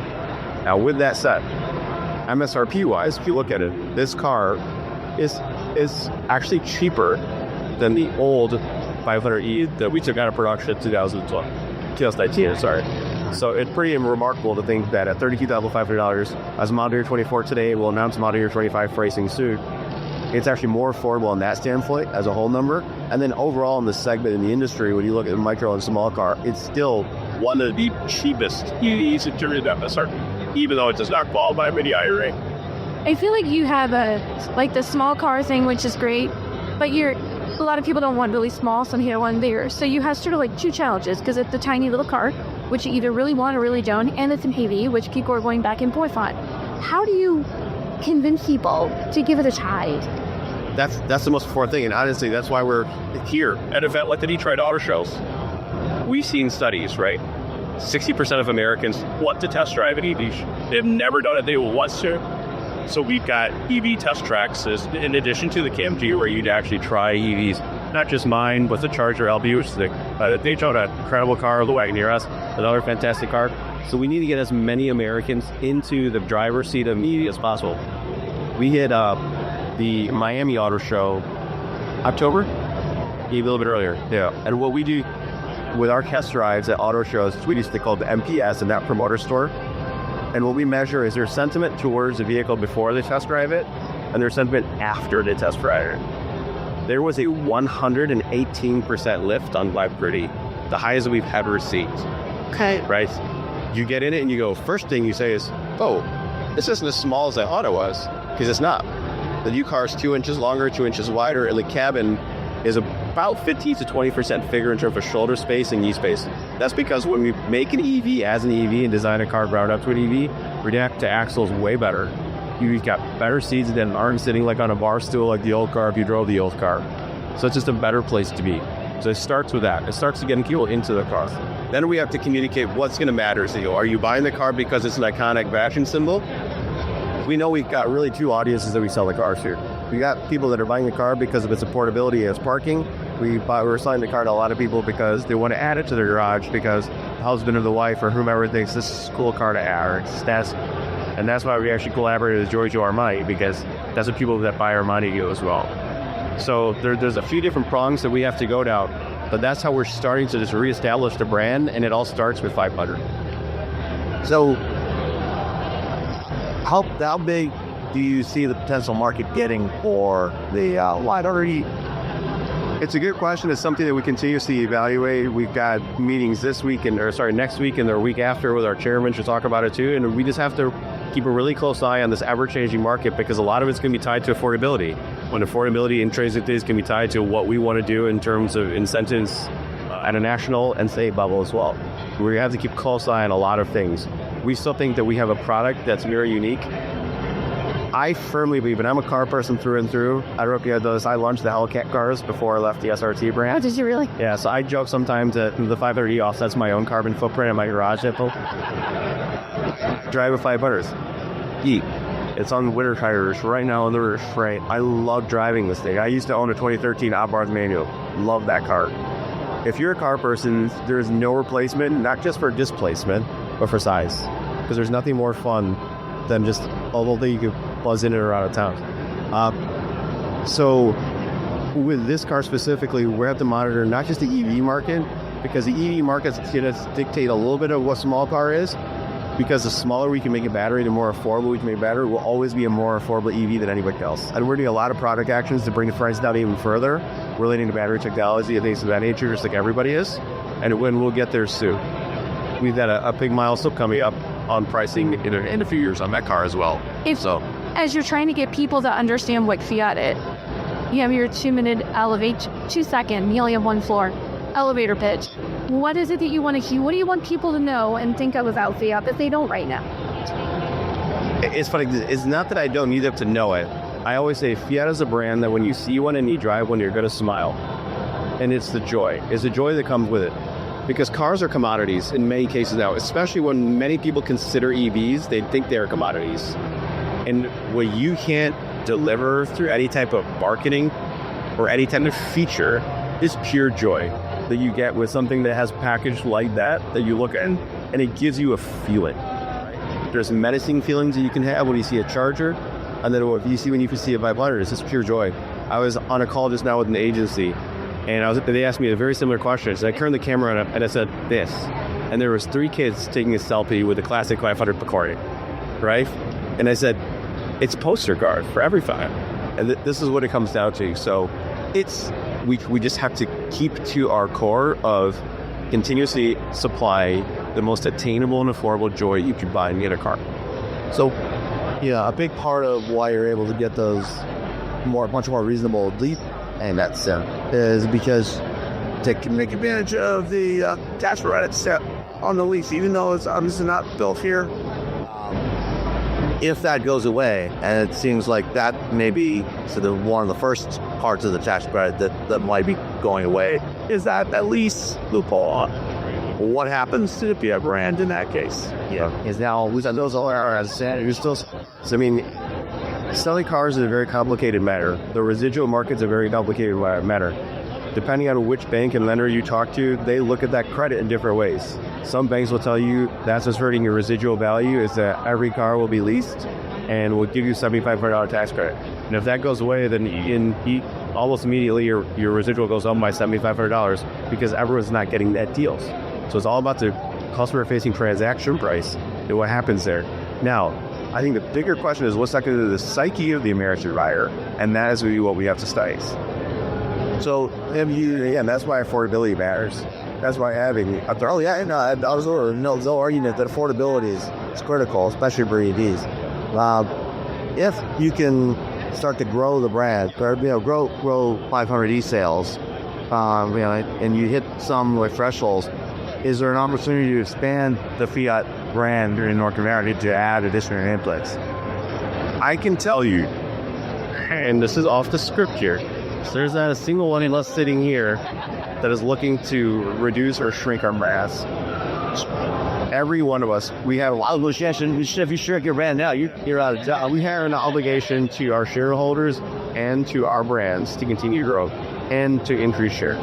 So with that, we're always studying new opportunities. Like I said, as a brand that sells nearly 1.5 million cars a year, we have a very, very loaded toolbox. And there's lots of cars in that toolbox that I constantly study. I've been on calls all morning with Italy, studying those things, again, for reviews that we have coming up. So we're going to find the right products to balance our portfolio and do the right thing for the Fiat brand. Not to overstep what 500 does, because to me, 500 will always be the most central part of our brand. And maybe even other things will be even slotted below that. Because the most amazing thing to me about our brand is that the cheaper our cars are, the cheapest car we will ever make will be our Halo. There's not another brand in the world that I see that can say the cheapest car they make is their collection. And every time we make a more affordable car, it becomes a flagship. And that's where it gets interesting for us. And that doesn't mean we can't then have practicality and size on the top side, right? So we're going to keep studying. Presumably that means you won't be getting the Panda here. Yeah, because that would probably be cheaper than that, but not necessarily flagship. Well, listen, we announced the Grande Panda July 11th in Turin to celebrate the 125th birthday of Fiat. I'm not going to rule anything out. We're studying every single thing because, as I said, that's our obligation.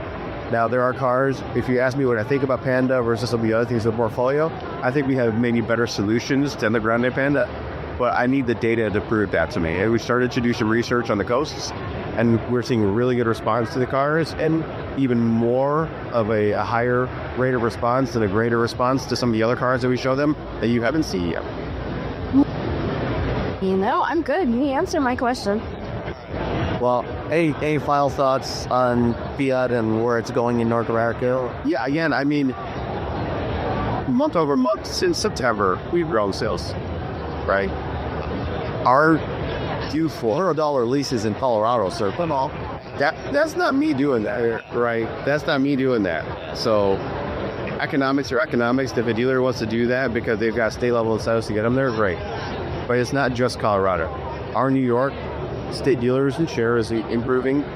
California and SoCal is turning on again. I have markets I need to reactivate, and I say this all the time. It's no surprise to anybody. I've got to find better ways to sell 500s in Texas and in Austin, for instance. I've got one of the most successful Fiat dealers in the U.S. of all time in Austin, Texas, that we need to find ways to support Texas and the state as a whole. So we know the car will do well there. We've got to help that state with a psyche with EVs, and we're working on that. So there's places that we want to activate, but we know this is the car that's going to sell in 50 states in every city. We're very, very focused on 10 to 12 distinct DMAs, Southern Florida, for instance, and we're seeing our efficacy in all those regions improve month over month. And because of that, we've already had its best year in 5 years. Right, all right. So it's just the beginning. More to come this year, too. All right, come here. Thank you. All right, next up, we've got Bob Broderdorf, the head of Jeep North America. All right, so let's talk about where Jeep is today and where it's going. So you've been in the role about 6-9 months now. Three, like. Just seems like 5 years. Three. It's all years, yes. So Lance just has the ability to make it feel like no hours. So obviously, the brand has had its challenges. Really loud. That's a little joke just for us right here. Go ahead. Yeah. The brand has had its challenges in the last couple of years, and sales, have been a bit of a struggle. So, how with the changes that have happened with some of the repricing, shifting around trim levels, things like that, how's that working so far? Well, so look right here. I'm happy with the response, but a lot of those cars, they're just arriving now. So other than Grand Cherokee 25s that have hit, that at Grand Cherokee had a phenomenal mark. Actually, and I'm going to talk more from a retail perspective. All of us can pad our stats with fleet. Anybody can sell a car for nothing enterprise. I'm more interested in retail, dealer relationships, selling cars to customers. We saw a very nice growth. Actually, given the number of selling days since we launched WL, December was actually the second best month we've ever had based on number of selling days. So that was a nice clip in the right direction. Overall retail sales were actually up 6% quarter versus quarter. So I was happy with the retail, which is what these programs are designed to do. Compass is starting to get some of them, and then the rest of them hadn't shown up yet. So we'll see. We'll see what we're made of here very shortly. I think the dealer reaction has been excellent. And again, this is what I told you guys before. This is my bad. So the repricing and then something in the simplest terms, I think they very much, again, I grew up in that world for 10 years, so I know many of them. They understand the level of aggression and the way that we want to compete. I firmly believe that if I take our product and I position right on my competition, the Jeep brand will win out given its history and its legacy. That's what we need to do. And in almost every single tactic, that's the general theme across the bars. Where's the sweet spot? Who has been gaining? Let's pick a fight right where it matters. I'm curious about the whole electrification things. I know the Rango 4xe was such a huge seller, right? Everybody's like, are you still going? They should say Wagoneer or say Rango 4xe. And I feel, are you guys still going as hard towards electrification as you were 6 years ago? Well, here, I guess it wasn't here 6 months ago, but I would say, I say we probably, we had some really good 4xe months, so I don't want to say we're not. It's still the number one selling, so I guess maybe we're still maintaining that leadership position. As far as being the end-all, be-all, I would like to be very flexible to the market. All of us know, based on everything that's about to change, could change, where it goes, what happens. I think the only thing that I can tell you is certain. none of us know the answer. So since we don't know, let's be very flexible. And if I need to migrate one or to the other based on how much compliance I have to achieve, then we'll do that. So certain markets, especially getting all the global markets, have picked up the technology much faster than others. The U.S. market has had some reluctancies in certain parts of the country for sure. So as long as I'm flexible and I don't put all my eggs in one basket, I think I'll be fine. So on the BEV side, in the process of launching Wagoneer S, you got Recon coming sometime later this year. First of all, how has the response been from the dealer community to those vehicles? Has there been pushback on those? Or are they excited about those? Hey, honestly, I think the dealers go through the exact same experience that a customer. If you've never driven one, you've never experienced it, they don't have a lot of experience. And many of our dealers don't. They just don't. Until we put them in the car and they understand this is how the behavior changes, kind of how I categorize it. Think about how much you're tasked with a customer to deal with, even a dealer, because they have to sell this. Oh, if you just go to a hybrid, you're not really actually asking the customer to change very much. They still go to the pump. We start going to plug-in. Well, now I can actually plug it in, but I have a choice. Then we get all the way to a BEV. Oh my God, I can't go to a gas station. I can go, right? So dealers have to think of selling them this way and get their customers this way. So they honestly, they have apprehension when they start and they experience it. They're like, okay, this is actually a very cool car. The immediate torque is cool. I think I can sell this. So it depends. If you're in California, those dealers they're jacked. But a guy can call a guy in Nebraska, it doesn't go quite as well. So it takes time to get them migrated. We did do some pretty interesting stuff, but we brought in our biggest dealers up to Detroit, and let's just go drive Wagoneer S's in charge. Let's go drive. And we filmed their reaction. They all got out. We're like, I mean, that was actually pretty cool. You know, you can see they were reluctant when they started, but once you experience it and they start selling some of these, and they get the momentum, it starts to change. Now, the battleground is how many does the world say I have to sell based on compliance regulations versus how fast the dealer can actually do it or the customers are willing to buy. This is the gap, right? I have to sell them faster than customers seem to want them in certain markets.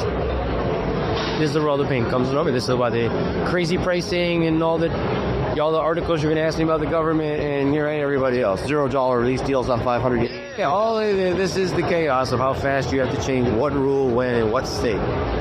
So, Wagoneer S and Recon are both on Stella Large, which is a multi-energy platform. We already know what one of your other sister brands is planning to do with Charger. But are those two vehicles, are there any plans to offer alternate powertrain choices besides the BEV for those two particular vehicles? She's eyeballing right now. Look at her, she's like, Well, what? Right. Given the way the bodies and everything are configured on those vehicles, is it possible if the demand was there to do that? Yeah, still large is possible with a whole bunch of. That's the beauty of the architecture, right? There's flexibility, and you know that we can pull that off given the flexibility of it. So then it just comes down to dollars and cents and the overall portfolio and what your return would be. I, for one, am very much looking at every powertrain possibility across all the Jeep portfolios and what I can do to maximize the work. that we're going in a different direction. So not saying you're doing anything, but you have that flexibility. Do you think that having the flexibility to do it because the platform allows it versus is past the terms of making that switch, you can be adjusting, like, okay, we need to add a plug-in hybrid, we need to add a gas vehicle to it. How quickly can you make that shift if you needed to per unit? No, it always comes down to, it depends on where we're at and which plant and which one's got the most flexibility, and then your supplier relations to get those. It's never just the want to, like, it's always time and money. And then the rest of it, the long lead item always comes down to something. It's not the things you normally ask it. Like, I can't get that part from this guy. It always comes down to the long lead item. I'm having to figure out, overcome those when it comes to time. It really does. And I'm not giving you like a BS answer. That's what happens. So, yeah, all I want to do is sell cars. If there's demand in a particular area and I think I can get that business case done, I'm certainly investigating.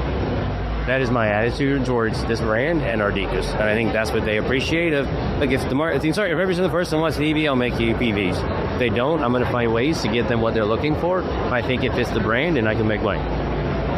That's it. Okay, there's my 18 coach right there in those last... All in the state room. here was we are going to sell cars and we are going to grow hard. That's what we're going to do. And our level of aggression, I think, has improved significantly, and probably even more so since I arrived. That is the mission of this leadership team. It is now in place. And I think every move you guys have seen me make is aimed at doing just that. More good, better price, more concept, right places, more choice. In terms of the product lineup, how big or small in terms of number of nameplates? Do you want to see the number of nameplates grow, shrink a little bit, and how broad do you think the lineup should be over the next 5 to 10 years? We've actually had some interesting conversation regarding that exact question. So my first thing is, I want to be the world's greatest SUV brand. That was what we started.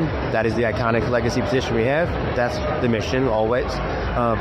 If we enter a segment, you have to be the Jeep of that segment. When I say that, if you're a purist, you understand what it means to be a Jeep. It's a very honest, simple answer. So obviously everything it's how extreme you get with it, but it needs to be a Jeep first and foremost.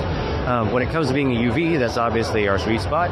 And if you were to go in the second thing we're not doing, like you get really small cars, small Jeeps, etc., it still needs to be a Jeep if we're going to go there first. And then if I can make a proper business case, or it doesn't fit maybe fits better in the Jeep than maybe another Peers brand's portfolio, that's something that we could discuss.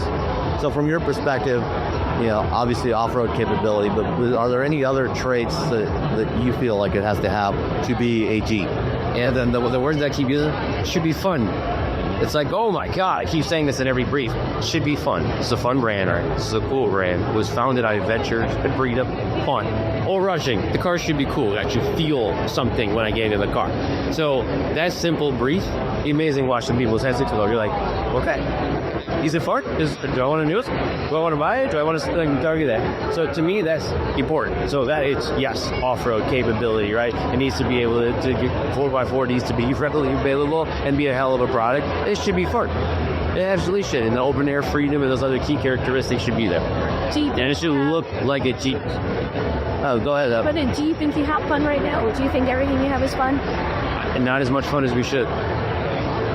This should be more fun. This brand's awesome. Like, I'm excited to get my hands on this brand. I really, really am. There's a lot of people who love it who have already written me, and they have amazingly fun, cool ideas, and I'm very interested to see if I can bring those to life.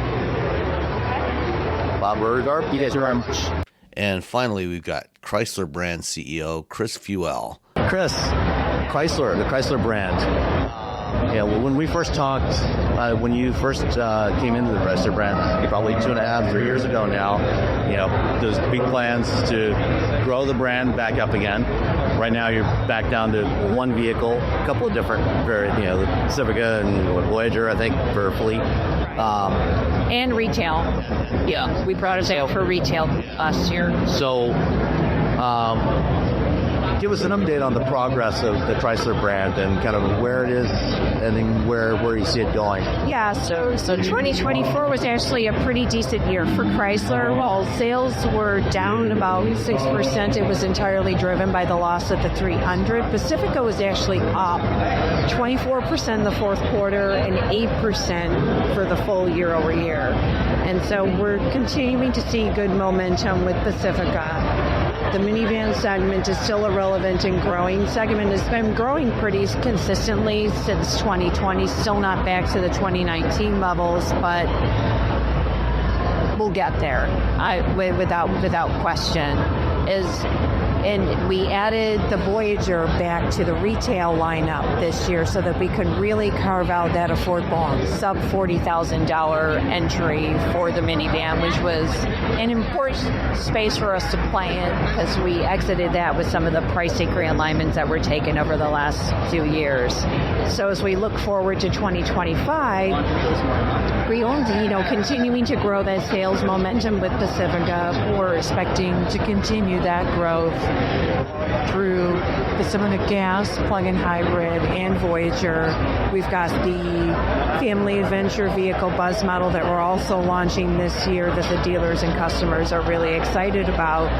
And in June, we celebrate the 100-year anniversary of Chrysler. And so we have a lot of really great activations planned for that celebration that will give a nod to the history and heritage of Chrysler when it was formed as a company and all of the great products and concept vehicles that we've launched over the last 100 years and how we're thinking about the next 100 years with the new products that are coming. Can we bring back the turbine as a range extender for... That might actually be a good application for the turbine. And then you wouldn't even have to use a Brasonic exhaust. So, in terms of long term, I think when we first talked and when the airflow was first shown publicly, at the time the plan was to grow the brand to about 4 to 6 models, 4 to 6 nameplates. Is that slow or? I mean, 3 nameplates are what's in the portfolio, and when Carlos was leading the company, the intention was every brand gets a certain allocation of new product, and as they launch and are successful, you can add more. And it's always our intention to grow the portfolio, but what we have in front of us right now is a refreshed Pacifica coming in 2026, and that will be followed by the new crossover product and a third product to be named later that will be inspired by the Halcyon concept. So it's not so refresh Pacifica, but we're still a ways away then from being actually more able all new Chrysler. Later in 26 is when we'll reveal it. So revealing it late 26, so 27 time frames. 27 is probably when you're going to see, the product really in mass availability and dealer inventory. So what is the Chrysler brand? What does it stand for? What type of vehicles do you want in the lineup? What's the theme for Chrysler? Well, if you think about what Chrysler had in the lineup at our highest volume point, it played in every relevant segment in the market. And so that's why we're prioritizing the first brand new product to play in that crossover space, because it is the biggest segment in the market and allows us to position the brand in that upper mainstream part of the segment as well. We still want to drive value for the customers and be accessible to the customers that we're selling to today, but also have the ability to attract new customers to the brand who haven't experienced them before. We think our new products will really connect with those new customers in a meaningful way, both through really beautiful and aspirational design, outstanding driving performance from a fun to drive aspect, from the perspective like Dodge being positioned as high performance muscle car. We're not going after the old road audience that Jeep goes after. It's really that harmonious joy of driving experience and the seamless connectivity between the customer's personal digital life and their mobile digital life that we're trying to deliver. Still, for the moment, it's minivan. How do you how people are sort of perceiving Chrysler right now? Minivan. How do you position it to go like me, just being the minivan brand? So like, oh no, wait, we are doing these something on that crossover car. How do you communicate that to your consumer that now be you? Yeah, so obviously marketing is going to play a really critical role in not only communicating and demonstrating how the brand is shifting and transforming, but also will give us the opportunity to connect with those target audiences to show them the relevance of these new products.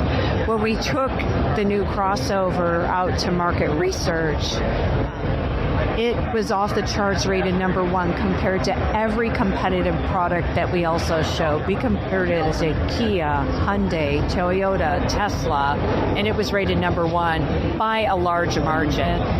And then we showed the customers a preview of the direction that Chrysler was going in from a design and a product offering perspective. And they said, I didn't know Chrysler before, but if this is the direction that you're going in, sign me up.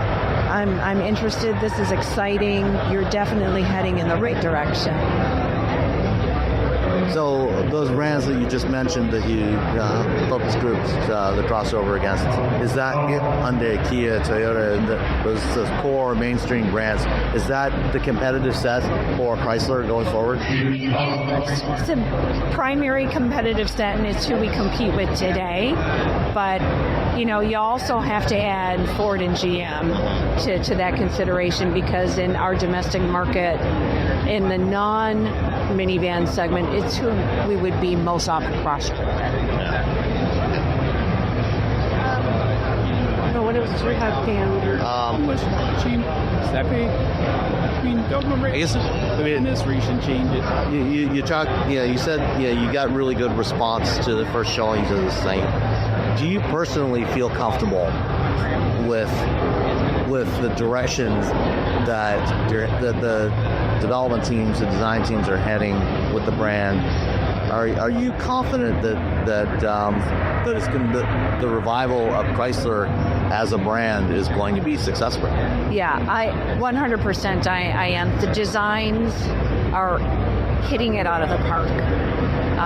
That will drive a great part of the interest and excitement of the Chrysler's brand revitalization. The one thing I will say that we're pivoting on, and it's because of the shifts in customer and market demand, is the whole notion of electrification. And taking a step back and introducing more of a multi-energy strategy than a pure BEV strategy. We will still go full electrified, but that will include a combination of hybrid, plug-in, and BEV. And as part of that, do you also see things like e-revs, like the Ram charger type of architecture? I think there are applications where the e-rev technology makes a lot of sense. I'm not sure for Chrysler. If it makes sense potentially in minivan, if we can get the cost down on the technology, because those customers use it for road tripping, very long trips. And that's where a full BEV application in the minivan can be a challenging proposition, depending upon the range that you're able to deliver. There's always that trade-off between range and affordability, because you put a bigger battery in to get more range, and it drives up the price of the vehicle. So you got to balance that. Yeah. What is the take rate for the plug-in hybrid Civic today? Out of the total sales, what runs about 15% of the mix. And have the issues that were plaguing it previously, there have been a number of recalls on that. Has that all been sorted out? Yeah, the recalls are behind us. We've gotten to a clean point on the battery packs a while ago, and we're pretty much through all of the repairs that needed to be done on those prior model year PHEVs. You can't say what you're going to also in your years and there's the invigorating strand.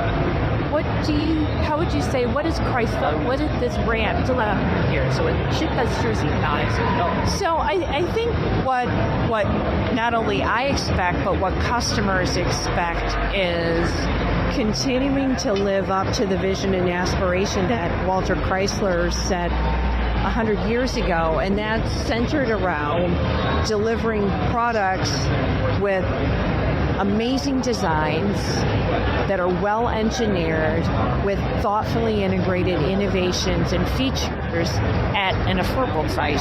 And affordability, is that a big part of that? Or is it like the mid-trim on the more it's very upscale. Yeah. That a huge part of Chrysler's view was identity, or not so much because she tries that affordability?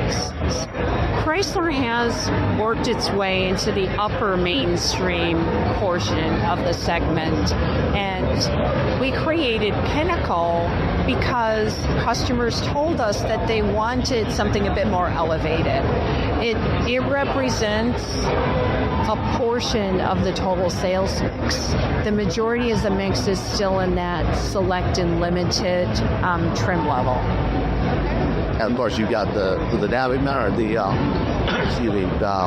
Voyager. Voyager. Yes, Voyager there, is more the entry level. And that was a very intentional decision when I was brainstorming that idea with the team.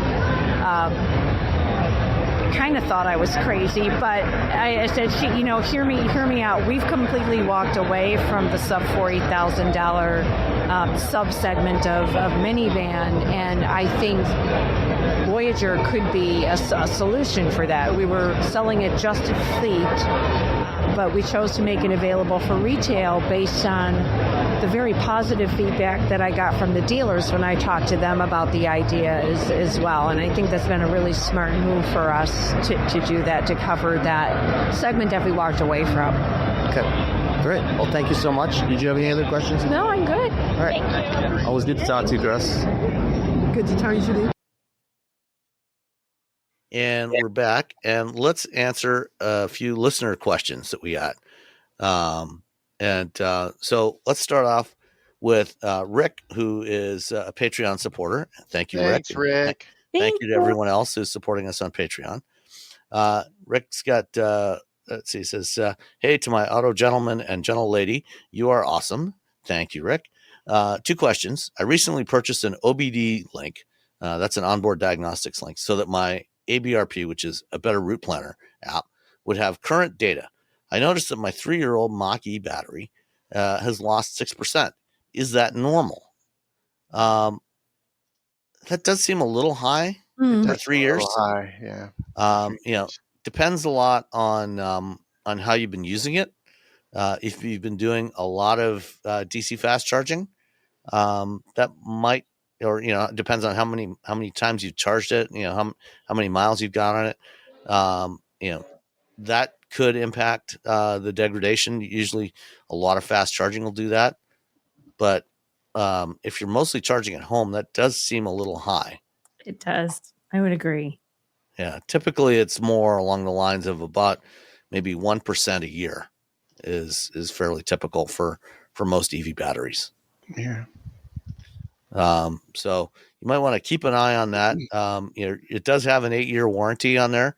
And so I think, if it gets down to, I think it's 70%, or you have to pick your specific warranty, but usually it's somewhere around 70% capacity within that 8 years, they will replace it. So keep an eye on that, on what your battery capacity is. Mm-hmm. And then the other question from Rick was, I would like to get a smaller EV truck, like a Maverick, Ranger, or Santa Cruz. When will one be available? I have a small garage, and I'm just starting doing woodworking like Robbie. I would like to transport wood without asking my neighbors for help. No Cybertruck or Rivian. When small, I think, is Toyota working on something? Toyota has shown a concept. They had a concept last year. Yeah, they've shown a lot of concepts. Yeah. Is the first one going to be Scout? That's not small. That's not small. That's more Rivian, like Ridgeline. It's actually closer to F-150. It's bigger than Rivian. F-150. Oh, really? Yeah. Oh, I didn't have a chance to stop and look at it at CES. Yeah. I just ran by. It's closer to full size. Oh, okay. A couple of years. Ford has, well, you mentioned Ranger in here. Ford, when they reworked their EV plans last summer, they did say that the first product out of their Skunk Works program is going to be a mid-size pickup, which would put it, presumably somewhere around Ranger size. And that is coming, did they say 26 or 27? I'm going to say 27 just because that's how things work. It'll probably be closer to 27. I'm sure they said 26, but let's just say 27. Yeah. That is probably the first one in that size class. Unless Rivian does an R2T, they could do a smaller pickup based on the R2. Maybe. So I don't think they have the bandwidth. Yeah, probably not. I think they're going to focus on the SUVs because the R1 SUV is selling a lot better than the R1T. Yeah. So I think they're probably going to focus on those for now. So Ford or Toyota are probably going to be the first ones.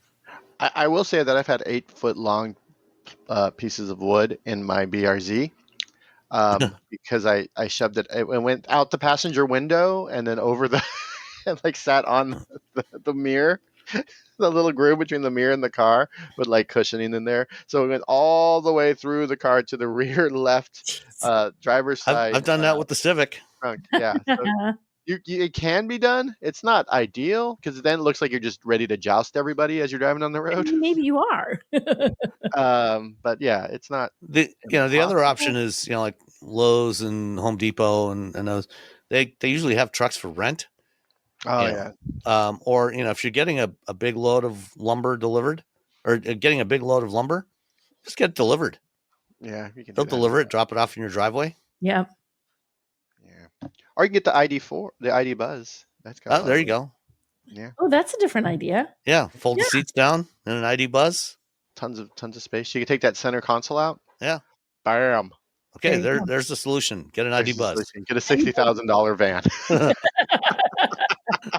Our solution is spend a lot of money for a van. All right. Next up, Robert from Anaheim. Fan of the show. I've messaged before and not gotten a response or had it mentioned on the podcast. For that, Oh, no. Robert, I take responsibility. I'm sorry. Sometimes I read an email and I intend to come back to it and I forget and then it gets lost somewhere in the stack, and so that's my fault.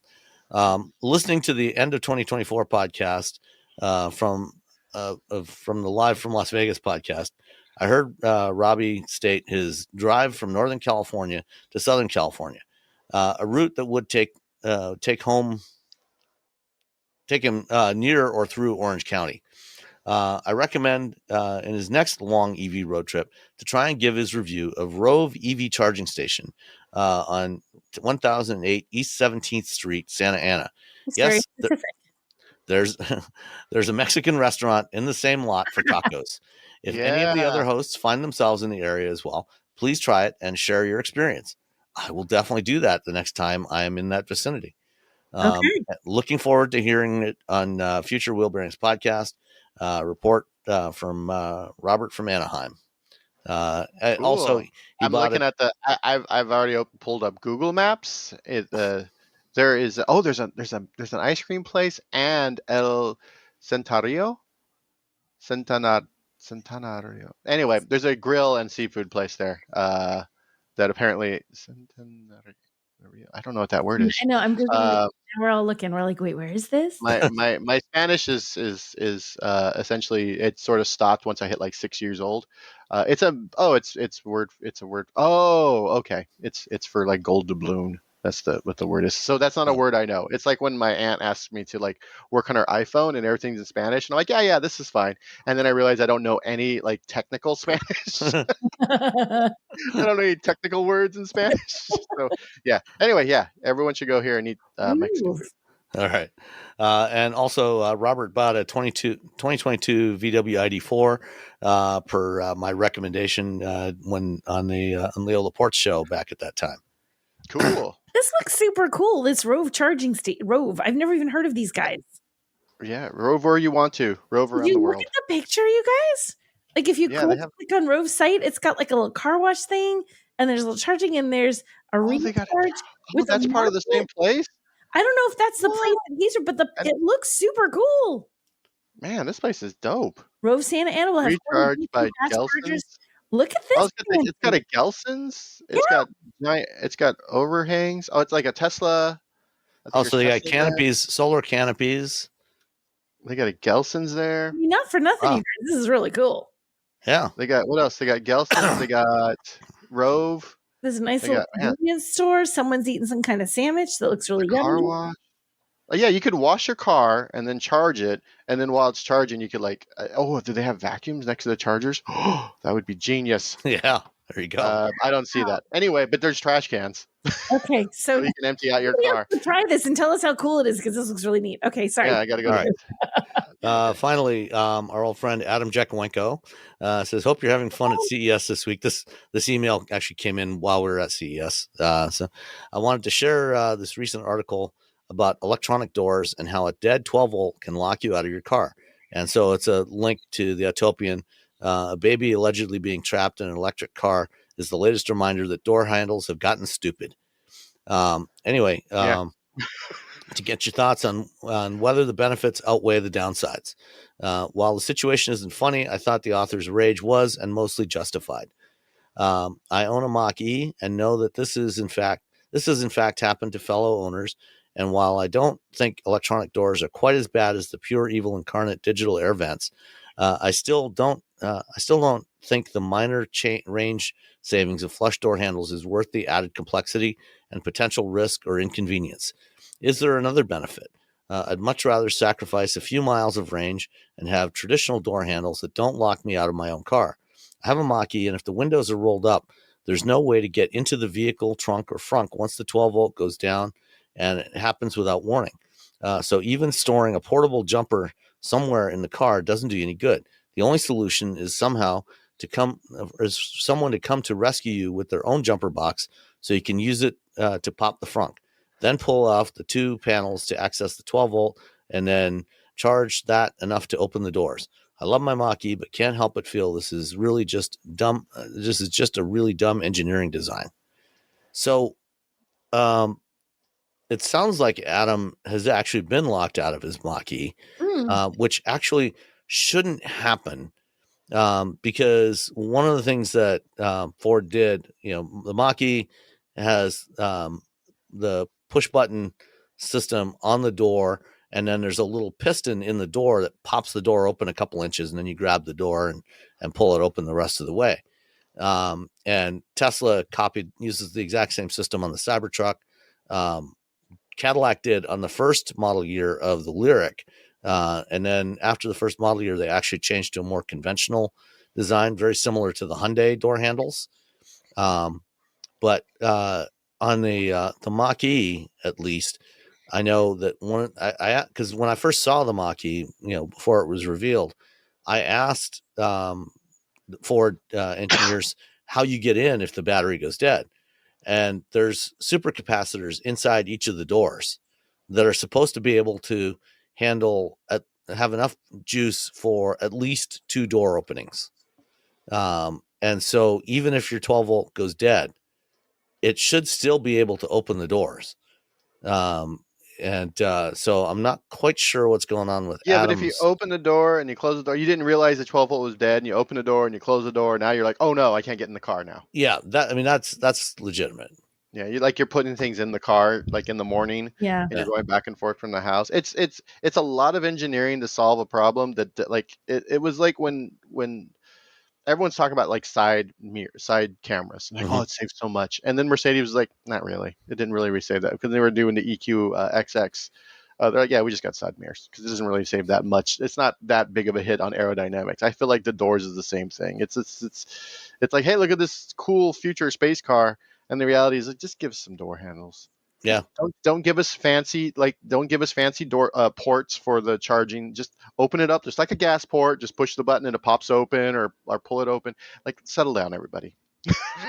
Just give us basic mechanical door handles. They work really well. They work. There's a reason they're around for so long. They work. Yeah.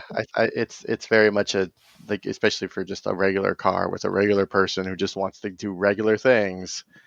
Just give us a regular old door handle that I can yank on. Just a handle. That easy. A firefighter can yank on it. They don't have to I don't know how to open this door. But the owner learned how to do it over the course of a couple days. Yeah. I can't figure. You're inside the car. It's on fire. You got to push the button and then wait a second, and then it pulls out. Horrifying. Stop it. Everyone stop it. Technology for the sake of technology is not a good thing. Yeah. Correct. It doesn't have to be tech just to be. Sometimes not tech is better, believe it or not. Yeah. Just give us a nice, regular old mechanical door handle. Mm-hmm. And on that note, I'd like to thank you all, and we'll talk to you all next time. Bye everyone. Bye-bye.